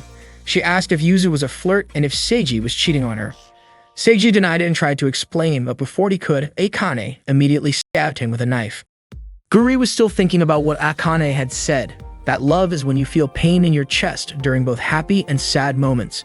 When Seiji and Coralie went to Guri's room, they were shocked to see Guri pointing a knife at herself. Seiji immediately grabbed the knife away and asked what was going on. Guri explained that she was curious about what that pain in the chest felt like. She had heard about it a lot in anime and manga, so she thought she would try it on herself. Hearing that, Seiji did not know whether she truly did not understand or if she just refused to understand. He firmly told her never to do that again. Guri insisted that she would not die, but even so, Seiji did not want her to hurt herself because it would make those around her sad. Seiji's mother brought out Aqua's yukata for Guri to wear. Guri wanted to wear a yukata for the festival, so she asked Seiji's mother to find one for her. She also wanted Seiji to wear a yukata, but Seiji said he was not going to the festival. Guri was frustrated and could not understand why Seiji refused to go. She begged him to come because she wanted to eat the snacks from the stalls and enjoy the fireworks. She had even made a schedule for it. Seiji told Guri not to decide things on her own, but his mother encouraged him to go to the festival with her, especially since he had nothing else planned. Seiji had no choice but to agree. That afternoon, Yuzu and Akane came to Seiji's house. Akane wanted to invite Seiji to the aquarium, while Yuzu refused to let Akane be alone with him, so she insisted on coming along. Akane was surprised to see Guri at Seiji's house. Seiji said he already had plans and ended up inviting Akane and Yuzu to join them. Yuzu then invited Guri to come along, but Guri refused. Seiji asked her not to be upset and to come with them, but she still refused, calling him stingy. Seiji had no idea why she was acting that way. Meanwhile, Akane questioned why Guri was even at Seiji's house. That day, Guri went to the bookstore alone, thinking it would not be a problem to go without Seiji. She reached for a book by Matildan, which was placed too high for her to grab. As she was struggling, a handsome man suddenly took the book and handed it to her. He had intentionally gotten it for Guri. She immediately asked if he liked men. The man replied that he preferred girls like her. He admitted that he had been interested in her ever since she walked into the bookstore. He then invited Guri to have tea with him. Guri thought his words were a bit cliché and wondered if there were still girls who fell for such lines. However, since she was sure Seiji would not be going anywhere with her later, she accepted his invitation. They spent time together playing claw machines and shooting games. After that, they had dinner at a restaurant. Guri was really happy and thanked the man for keeping her company. He told her that he also had fun. Guri even called him a god for appreciating her hobbies, treating her to her favorite foods, and being kind, unlike Seiji, her boyfriend. The man was surprised to learn that she already had a boyfriend. Guri admitted that even though everyone said she and Seiji did not act like a couple, she was starting to feel unsure about what love really was.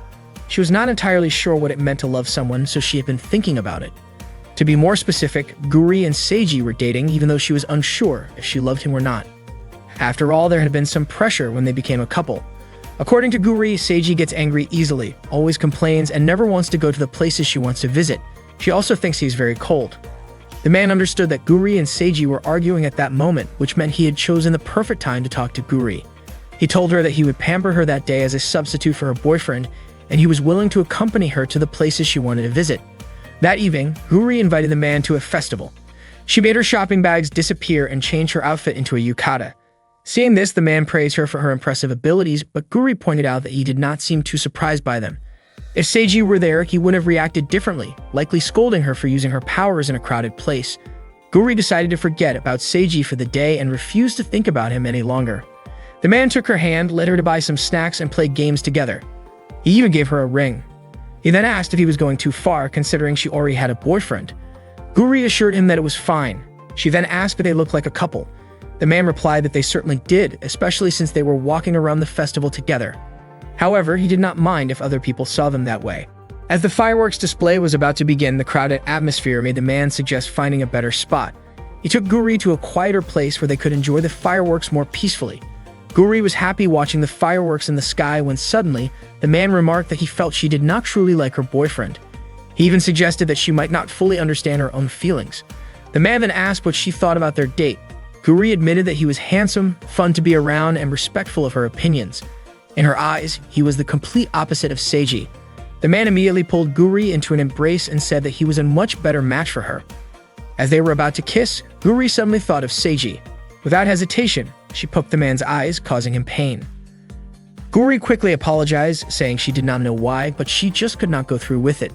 She admitted that he was genuinely kind and even better than Seiji in many ways, but when it came to having fun, holding hands, and kissing, she still preferred Seiji. She thanked the man for everything he had done for her and returned the ring he had given her. Guri immediately ran off to find Seiji. Suddenly, she bumped into him. Seiji scolded her for running in the middle of the crowd. Shocked, Guri asked what he was doing there. Seiji retorted that she was the one who wanted to go to the festival, so he did not want to hear her whining. He even wore a yukata, just as she wanted. Seiji was surprised that she had gone to the festival alone just because she wanted to go so badly. Guri then kissed Seiji, catching him off guard. Guri told Seiji that she did not hate him and apologized for saying selfish things earlier. She also realized that whenever she wanted to go to a festival or anywhere else, she wanted to go with Seiji. Seiji was puzzled and suspected something was off with Guri. He asked if she had eaten something weird. Instead of answering directly, Guri blurted out that Seiji was not handsome, got angry quickly, was stubborn, oblivious, and overall boring, but she would never hate him. Seiji was confused, unsure whether Guri was insulting or complimenting him. He could not figure out what had happened to her. Just then, Akane and Yuzu approached them. Akane asked why Guri was there. Guri replied that she did not quite understand the pain she was referring to, but she believed she had made her choice. Seiji and Yuzu were both taken aback by Guri's words. Without warning, Akane pulled out a knife ready to aim it at Guri. Seeing this, Seiji and Yuzu tried to stop her. Meanwhile, the Demon King arrived to awaken the man who had dated Guri. The man didn't know why, but his eyes hurt, so he quickly ran away. It turned out that the man had been influenced by the Demon King to approach Guri. The Demon King was surprised that Guri was more challenging than he had thought, even though he had chosen a handsome and sincere man, just Guri's type. Coralie arrived, suspecting it was the Demon King's doing, especially since God had said the Demon King wouldn't interfere. The Demon King claimed he hadn't interfered directly. Besides, he didn't want Guri to hate him. However, he hadn't expected Seiji to mean so much to Guri. Coralie reminded the Demon King that if he did anything to Seiji, God would be angry. The Demon King admitted he wasn't that evil, as he couldn't meddle with fate either. He asked Coralie to inform God that he wouldn't interfere anymore. The next day, Shikimi was threatening a man to confess, even going so far as to stab his hand. Not long after, Akane's mother approached her asking Shikimi to do her job more elegantly, not in such vulgar clothing. Shikimi apologized and asked why Akane's mother had come to see her. Akane's mother inquired about Akane's relationship with the man in the photo. At that time, Akane was being interrogated by her mother, who called Akane pathetic for being interested in a man and letting her heart be stolen even though she had never raised Akane that way.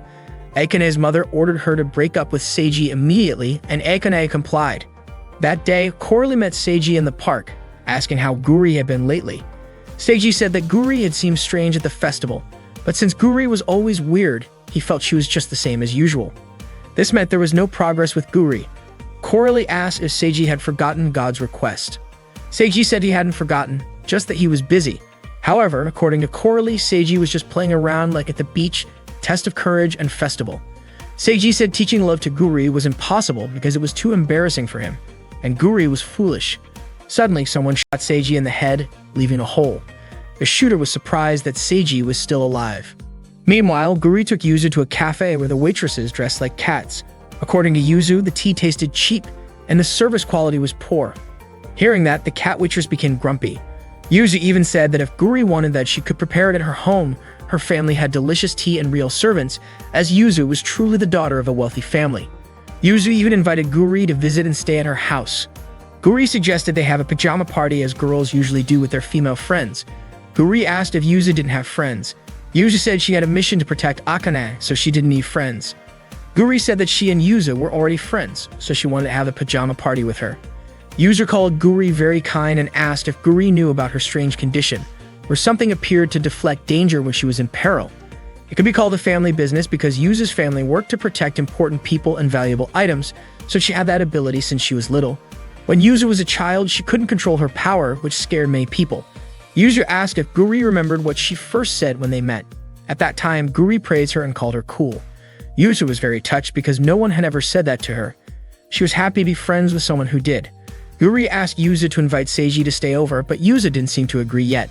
Suddenly, Teru approached Yuzu and whispered something to her. Seiji and Coralie ran as the shooter continued to chase them. Seiji could not understand why this was happening to him, and Coralie asked if someone held a grudge against him. At that moment, a tall, muscular man attempted to stab him, but luckily, Aqua managed to take him down. Aqua had heard Seiji's scream while running nearby, so she rushed in to help him. Coralie introduced himself to Aqua, but this only frightened her. Seiji quickly asked Coralie to step away from Aqua. Aqua then asked Seiji why he was involved with those people. Seiji did not even understand who they were. He suspected that it had something to do with Shikimi, but suddenly, Shikimi appeared and claimed that she was not that cruel. Meanwhile, Akane recalled her childhood. She was sharpening a knife and it brought her a sense of peace. Seeing this, her mother always praised her, as it was a tradition in their family. Her mother warned her that if she ever gave her heart to someone else, it would only become a weakness, and no knife would be sharp enough to save her. Since childhood, Akane had always believed that she would never give her heart to anyone. When Akane was a teenager, a boy confessed his feelings for her, but she rejected him. She no longer considered herself a child who would blindly trust her mother's words, but she still believed that people became foolish when they cared for others. She first met Seiji when he ran into her while chasing Blue, his pet cat. He crashed into her chest and fell. Akane immediately drew her knife. Seiji quickly apologized and explained that his pet cat had gone wild and scratched him, making it impossible for him to see anything. Akane dismissed it as none of her business and walked away. Seiji then asked if she was hurt since he had bumped into her quite hard. Hearing this, Akane found Seiji strange. His injuries were far worse, yet he was worried about someone else. Akane handed the cat back to Seiji, pointing out that it was injured. Seiji explained that he was trying to take it to the vet, but it had panicked and run away. Without even realizing why, Akane wrapped a bandage around the cat's leg. Seiji praised her for being so kind and said the cat was lucky. Seiji's words of praise echoed in her mind, making her want to see him and hear his voice again. The more she thought about it, the more it consumed her, until, before she knew it, she had fallen in love with Seiji. Shikimi hugged Seiji tightly, saying it had been a long time since they last met. Seiji asked if Shikimi had sent people to attack him. Shikimi accused him of thinking too poorly of her. If she had wanted to attack him, she would not have sent others to do it. Aqua told Shikimi to stay away from her brother, convinced that Shikimi was working with those people. Shikimi was surprised to learn that Aqua was Seiji's younger sister. Seiji then asked if Shikimi knew why he was attacked. Shikimi revealed that it was Suo, Akane's mother, who had ordered her and those people to harm him. She also revealed that Akane was being held captive by her mother, all because of Seiji. Akane's mother had discovered that Akane was dating Seiji. In Akane's family, members were forbidden from giving their hearts to others, especially falling in love, and Akane had broken that rule. Shikimi also warned that Seiji might never see Akane again. Yuzu and Guri had already learned about Akane's situation from Teru. Shikimi urged Seiji to help save Akane, saying that even she did not want Akane to be unable to see the one she loved. Seiji was unsure about what to do. Akane did not like it when he asked about her life at home, so if he went to save her, he might just be causing her trouble. Frustrated, Aqua kicked Seiji and scolded him for hesitating to save his own girlfriend. Since she did not trust Shikimi, she decided to go with them. Meanwhile, Yuzu was unsure what to do, believing that Akane's mother would only keep Akane away from Seiji and their friends. Guri encouraged her, reminding Yuzu that she was usually good at handling gender and family issues, so she should be able to deal with Akane's mother as well. Yuzu was overjoyed by Guri's words and became determined to rescue Akane. At the same time, Seiji finally made up his mind. He was going to save Akane. That day, Yuzu and Guri arrived at Akane's house. Teru reminded Yuzu that they should not be doing this, but Yuzu said that they had come this far and could not turn back now. Guri stated that she and Yuzu would not attack Akane's house. Instead, they would resolve things through peaceful discussion.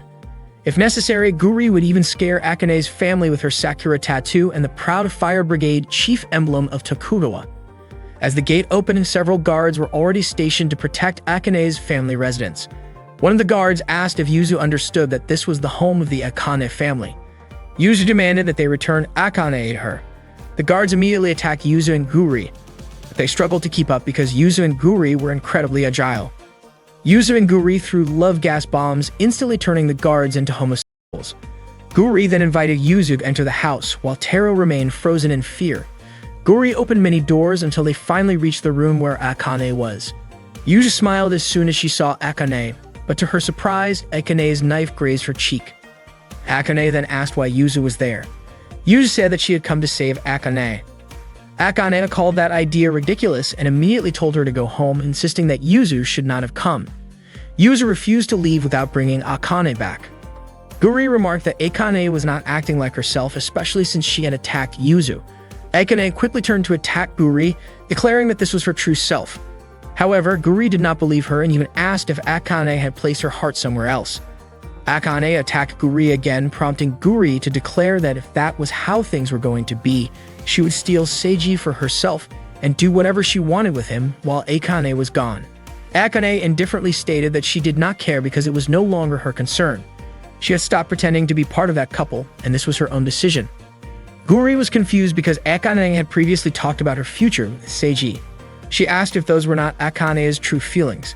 Annoyed by Guri's endless talking, Akane threw a knife at her, but Yuzu's powers managed to shield Guri. Akane demanded that Yuzu stay out of her way. Yuzu said that she did not want to die before being bonded with Akane. She also stated that perhaps one day the time would come when she had to bear the burden of her family, but she would not use that as an excuse to distance herself from Akane. She would not discard her words or her feelings. Suddenly, Suo, Akane's mother, greeted Yuzu and told her to stop leading Akane down the wrong path. She also recognized Guri as one of Seiji's girlfriends and asked if Guri and Akane wanted to become pathetic women. Guri told Akane's mother that she was wrong. She declared that Akane was her friend and that she had come to bring her friend back.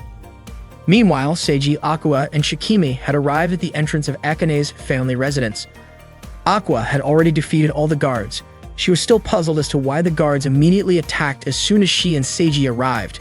Suddenly, Shikimi threw Coralie toward Aqua, making her panic. Seiji did not understand what Shikimi was trying to do, but moments later she grabbed him and kicked him. Guri and Yuzu were equally shocked to see Shikimi and Seiji. Akane's mother was also surprised that Shikimi had brought Seiji. According to Shikimi, all roles had to be present, and this was her way of making things more interesting. She said she was also doing this for Akane. Seiji called out to Akane as soon as he saw her, but Shikimi quickly stopped him. She said that if Akane no longer needed Seiji, then she could have fun playing with him instead. Shikimi repeatedly stabbed Seiji and Yuzu could not bear to watch it. Shikimi continued stabbing him, wondering aloud what Akane might be thinking at that moment, whether she was sad, angry, or reverting to her old self. Whatever the case, Shikimi was thrilled by it. Shikimi kept stabbing Seiji and asked if he was feeling any pain. If he was, and he needed to let that pain out. However, Akane remained silent. Yuzu could not bear to watch and rushed to help, but Seiji stopped her. He said that yes, it hurt, but he was used to it. After all, it would hurt far more if Akane was the one stabbing him. Seeing Akane begin to waver at his words, Akane's mother suddenly slapped her and ordered her to prove that she had not betrayed her expectations. Akane had to be Seiji to prove it.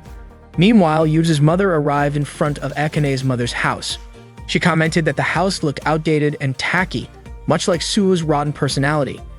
It turned out that Taro had contacted Yuzu's mother because he could not handle the situation alone. Akane approached Seiji and removed his restraints, preparing to beat him. Yuzu tried to stop her, but Guri held her back. Akane stated that she no longer loved Seiji and even said goodbye before attempting to beat him. Yuzu pleaded with Guri to let her go, saying she had to stop Akane. Instead, Shikimi hugged Yuzu to prevent her from getting closer to Akane. With a terrified expression, Seiji asked Akane if she had made some kind of deal, just like before. Akane told him to understand. Seiji, however, could not grasp why Akane was saying such things. He asked why she was saying goodbye. Was it because her mother had ordered her to, or was it because Seiji had come to that place? Seiji told Akane that if she wanted to kill him, she could, but he wanted to talk to her first. Moreover, no one would believe her with an expression like that. Akane then burst into tears and threw her sword aside. She asked why Seiji had not left while he still had the chance, saying she did not want him to hate her any more than he already did. Seiji took Akane's hand and told her that he did not hate her and never would. Akane immediately embraced Seiji, saying that she had been ready, that she had completely given up, and that she was doing it all for Seiji. But in the end, she just could not go through with it because she loved him too much.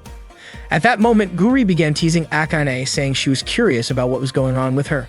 After all, Akane had previously refused to have anything to do with Seiji.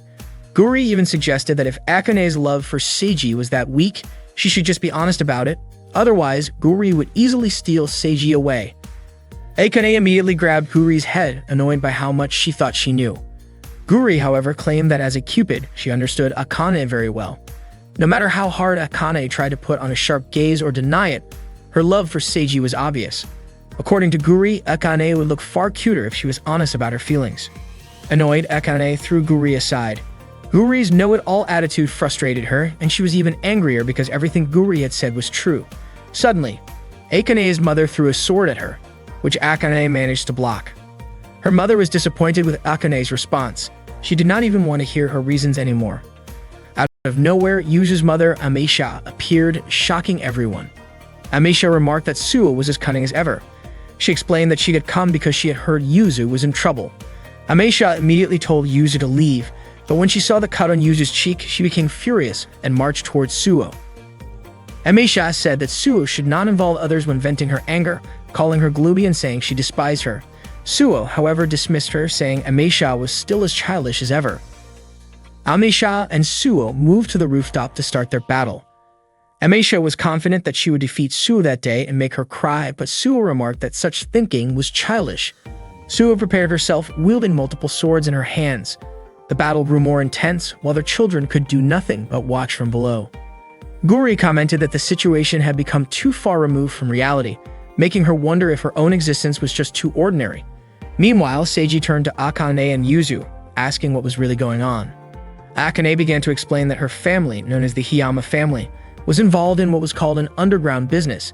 They eliminated problematic elements upon request from important people and organizations, and their clan carried out these tasks professionally. Yuzu then explained that her family was the complete opposite. Her family's clan was dedicated to protection, regardless of who sought their help. Seiji recalled the terms weapon and shield that Shikime had mentioned earlier. Seiji stated that he had no issue with it and had always felt that there was something different between Yuzu and Akane. However, he was still surprised to learn that they lived in completely different worlds. Even so, that did not make Seiji think any less of them. Ameisha and Suo had never gotten along because their family businesses were at odds. However, they both fell in love with the same man, Akane and Yuzu's father. Even though Ameisha and Suo once doubted each other, they were able to get along for a brief period. As Ameisha and Suo continued to fight fiercely, Ameisha questioned how much longer Suo would fail to move on, pointing out that this was why her husband left her. Suo's family had prevented her from pursuing the man she loved, and leaving the family was an unforgivable act. Since then, Suo had completely devoted herself to the family, hoping that she could forget everything. Akane had been raised her entire life to be just like her mother, but she wanted to be with Seiji, even though she knew it was wrong and perhaps just a dream. Suddenly, Akane declared to her mother that she loved Seiji even if it made her seem pathetic, even if it meant betraying her, and even if she had no idea what the future held. Akane also said that she understood if her mother hated those who fell in love, but according to Guri, that was not true. Guri stated that Akane's mother did not hate her at all. In fact, her love was far greater than anyone else in that place. Suo did not understand what kind of nonsense Guri was spouting. Guri told Akane that, in truth, her mother loved her and never hated anyone. Suddenly, Suo threw a sword at Guri's head, calling her annoying for daring to say such things. Amisha laughed at Guri's absurd statement about Suo. She admitted that even she had never understood Suo in the past. But Akane was exactly like her mother. In Amisha's eyes, Akane was doing much better than Suo had back then because she had the courage to fight for what she wanted and refused to give up. Amisha called Suo too stubborn and questioned the point of protecting Akane so fiercely just because Suo had once been hurt. She accused Suo of wallowing in sorrow after being abandoned by a man, yet instead of mourning, Suo had given up and taken out her frustration on her own daughter. Amisha claimed that she had never acted that way. Even when her husband ran off with another woman and did as he pleased, she remained true to herself. She would neither hate nor cry over him. Amisha also stated that her husband had been drawn to her optimism and she, in turn, liked herself for it. She took pride in loving her husband, and that had nothing to do with anyone else. Akane then said that she would accept any punishment her mother decided to give her, but she asked for permission to continue loving Seiji. No matter what happened, she refused to abandon her feelings. Her words were identical to what Yuza had once said. Seiji admitted that he might not have the right to say anything, but he promised never to do anything that would make Akane sad. He also asked Akane's mother to trust her daughter. Amisha called Seiji brave, but Suo stated that she did not care about him. She told Akane to do as she pleased if she was that determined, but that did not mean she forgave her. Akane understood and stood by her words. Suo warned that if she ever saw an opportunity, she would eliminate Seiji. Despite this, Akane thanked her mother for her decision. Guri immediately grabbed Akane's hand, feeling happy that the problem seemed resolved. However, Akane suddenly slapped Guri for kissing Seiji earlier. Seeing Akane behave that way, Guri was certain that she had returned to her usual self 100%. Akane immediately chased after Guri, trying to stab her with a knife. According to Shikimi, it felt like everything became boring whenever Guri showed up. Guri dodged Akane's attacks and said that she only wanted to help her friend. However, Akane responded by asking since when they had become friends, stating that their relationship was actually one of rivalry. Hearing that, Guri simply smiled, which disgusted Akane. Amisha told Suo that maybe their relationship could also be considered a rivalry, but Suo refused to acknowledge it. Yuzu approached Akane and Akane gently stroked Yuzu's cheek, apologizing for causing her injury. Yuzu felt flustered and said that any wound she received from Akane was a gift. Akane also apologized for borrowing Yuzu's words. Yuzu reassured her that it did not matter as long as Akane was okay.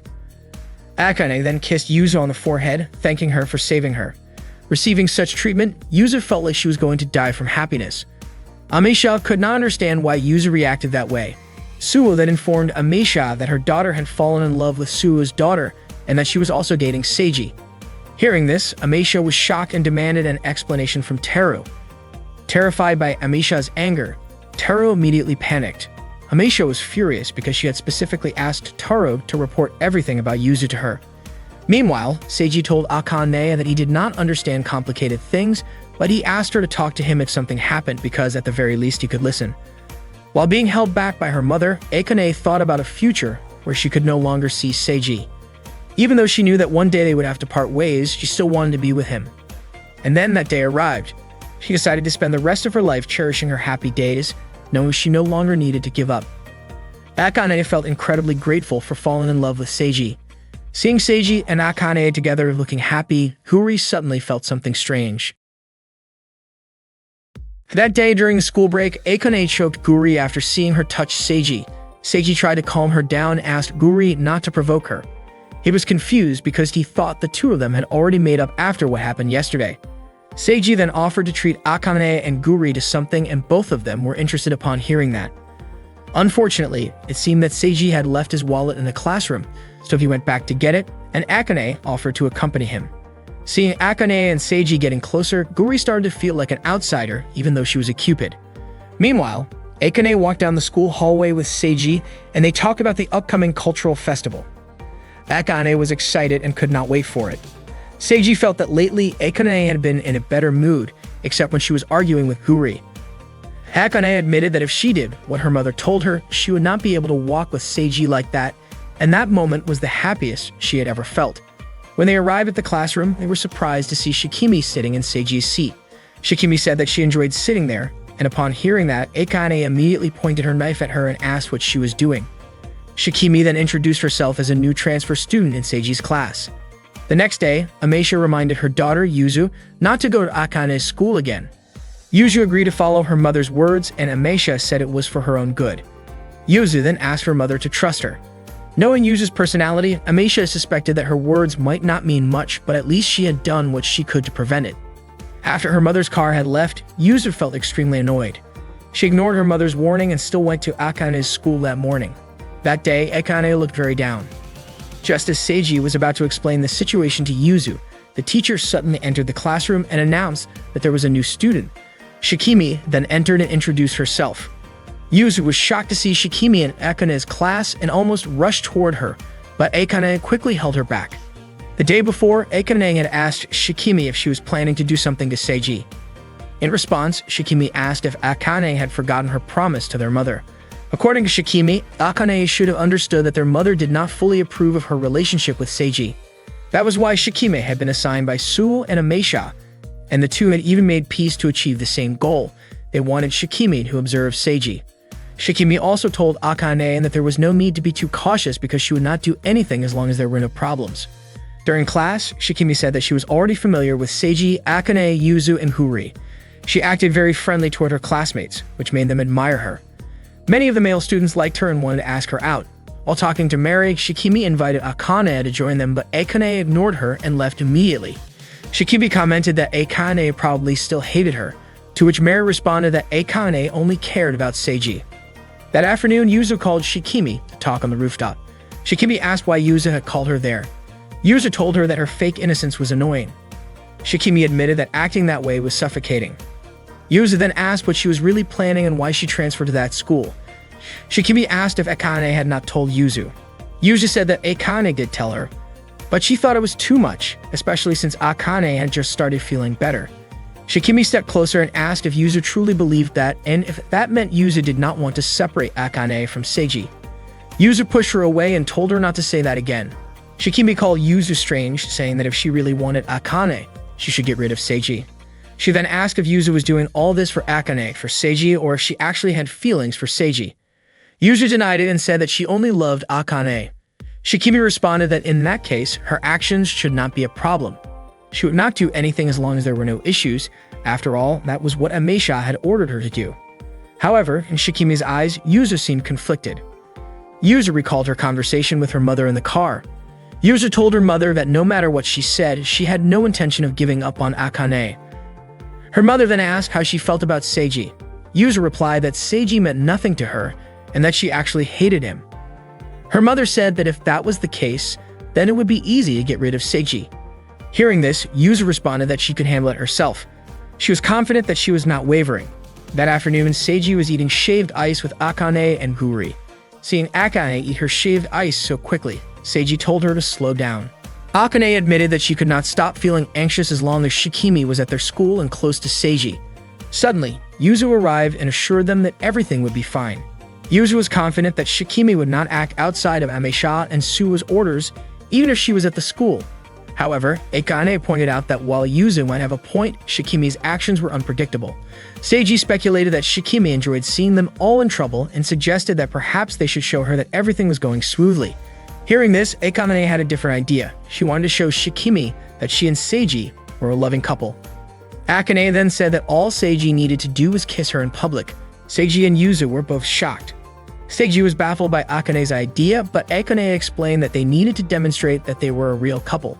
She also pointed out that up until now, she had been the only one making advances and Seiji had never once tried to kiss her. Yuzu immediately opposed the idea and Seiji also refused, especially in public. However, he proposed a condition. He would do it if Akane and Guri could get along. Seiji wanted everyone to be on good terms. Guri asked what was in it for her, and Seiji promised to treat her to something. With that, Guri easily agreed.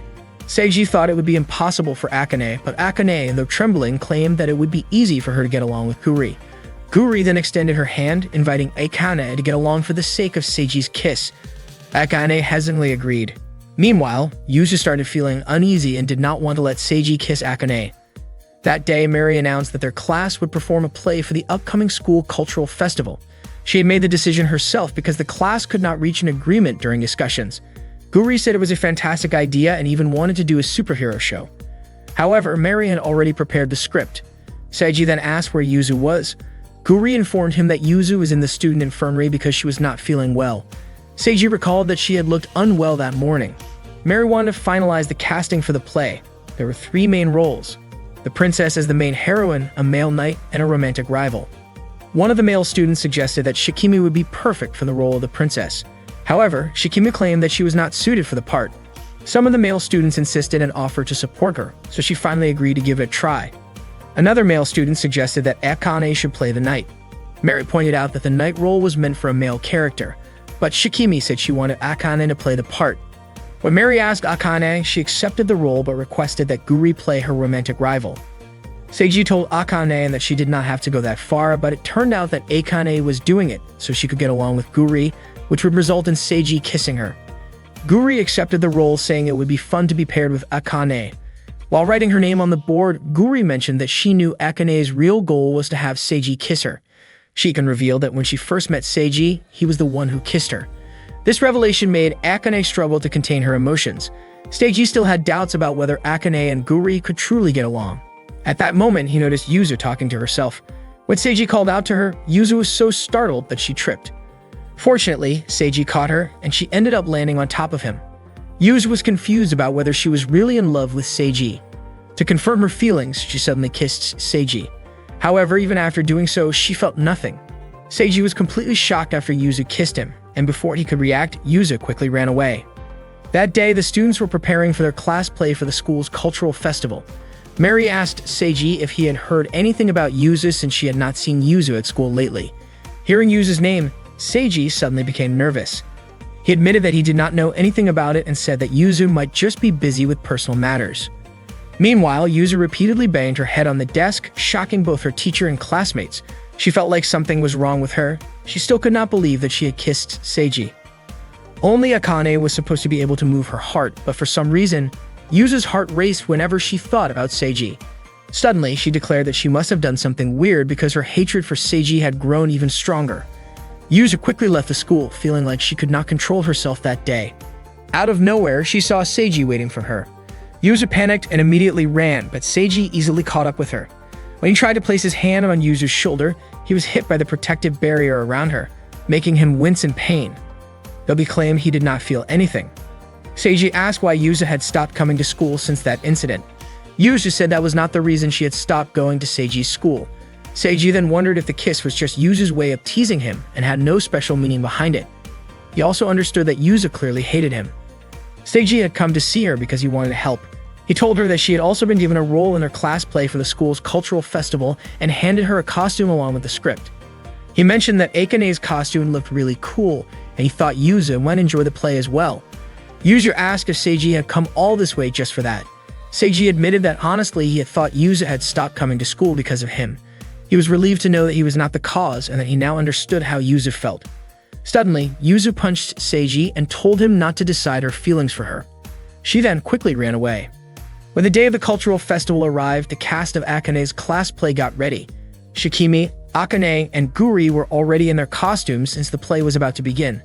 Seiji was given the role of a tree. As the play started, Seiji admitted that Shikimi's acting was truly impressive. Suddenly, all the students cheered excitedly as Akane appeared. She looked incredibly cool in her costume, but unfortunately, her acting was terrible. She even forgot her lines. Guri then appeared from atop a tree and approached them. Out of nowhere, Akane asked if Shikimi was the reason Yuzu had stopped coming to school, but Shikimi remained professional and continued acting. She said she was torn between the 2 knights and did not know whom to choose. She then asked them to fight for her. Guri urged Akane to continue the play, saying that Yuzu was the type of person who could recover on her own, unlike Akane. Hearing that, Akane immediately got angry and challenged Guri to a fight. Guri said that she was only trying to make Akane stop worrying about Yuzu. Akane had promised to get along with Guri, but since they were performing a play, there was no need for them to be friendly at that moment. Akane and Guri began fighting while Shikimi approached Seiji. She reminded him not to move since he was playing a tree. Suddenly, Shikimi asked how Seiji's kiss with Yuzu had been. Seiji was shocked that Shikimi knew about it. Shikimi then wondered aloud what would happen if Akane found out about it. Suddenly, Yuzu arrived and apologized for being late before rushing over at Akane. Akane suspected that Yuzu had skipped school because Shikimi had said something to her. Out of nowhere, Shikimi threw Seiji into the middle of their group, leaving Akane a puzzle as to why she did that. Yuzu admitted that she had kissed Seiji of her own free will, and she did not even understand why she did it. She wanted to confirm her feelings, which should have never wavered, yet she could not find an answer. She could not understand her own emotions, but the fact that she loved Akane would never change. She was supposed to feel nothing when kissing someone else, making her believe she was the worst kind of person. Akane gently held Yuzu's cheeks and reassured her that she understood her feelings. She knew Yuzu was worried about it because she loved her so much. Akane hugged her and told her that it was okay if she loved someone else besides her. She encouraged Yuzu to face her feelings, as doing so would make things easier. Guri commented that Akane had matured. Akane then pointed out that Yuzu was more honest and easier to read than both herself and Guri. Overwhelmed with emotion, Yuzu teared up and declared that Akane was the person she loved most in her entire life, and that would never change. They all then resumed their drama performance. Akane suddenly remembered that if she could get along with everyone in front of a crowd, Seiji would kiss her. With that in mind, she immediately kissed Guri, causing the entire audience to applaud. After the play, Seiji approached Yuzu to talk. Yuzu admitted that she still could not face her own emotions, but she also confessed that she was sick of Seiji. Even so, she did not hate him. No matter what happened, Akane would always be number one in her heart, and she warned Seiji not to get a big head about it. At that moment, Akane was brushing her teeth while Guri was still trying to process what had happened during a play. Akane admitted that she was reflecting on the worst decision of her life, and at that moment, she despised herself. Guri pointed out that it should not be a problem since they had already kissed. Suddenly, Shikimi appeared and noted that Akane and Guri had already made up. Akane stated that there was no point in Shikimi trying to separate them, and that she would not let things go according to Shikimi's plans. Shikimi then asked if she had made Akane angry. Guri answered that Akane was upset because Shikimi had interfered with Yuzu. Shikimi insisted that she had not meddled with Yuzu at all, and that everyone knew Yuzu was interested in Seiji. She then asked if Guri felt anything about Yuzu and Akane growing closer to Seiji. Guri fell silent upon hearing this. That day, Seiji's family was not home.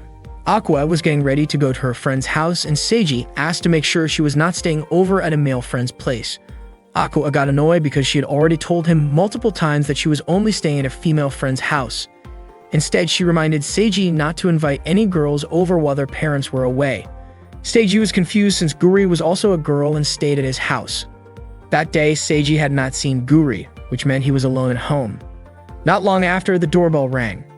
Seiji thought Aqua had come back because she had forgotten something, but when he opened the door, it was actually Akane.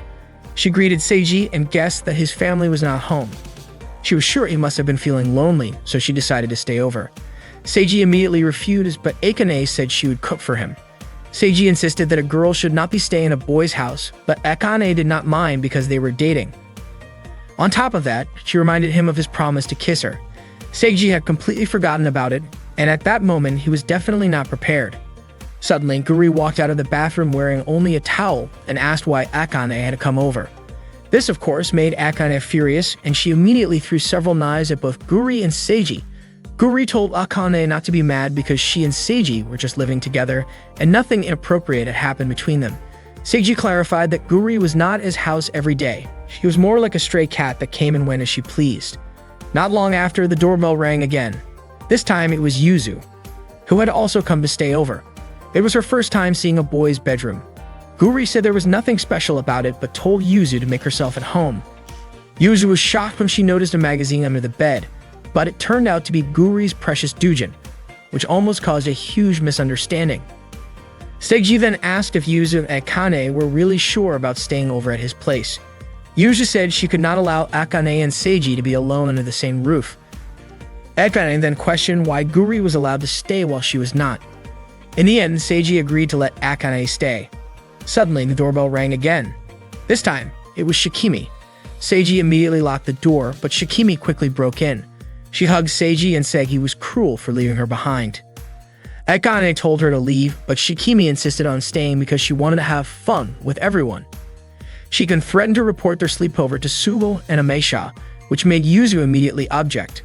With no other choice, they allowed Shikimi to stay. That day, Seiji took everyone to the shopping mall. He was overwhelmed trying to keep up with them, whether it was accompanying Guri to buy snacks, saving Yuzu from the crowd, or even getting punched by a woman whose boyfriend had been hit on by Shikimi. Akane was in charge of cooking dinner for everyone and Yuzu offered to help. Meanwhile, Shikimi and Guri started playing games. Seiji felt like it was some kind of summer training camp or something similar. Suddenly, Yuzu accidentally cut her finger while chopping onions and started crying. She said cooking was too dangerous. Meanwhile, Akane skillfully chopped ingredients at high speed.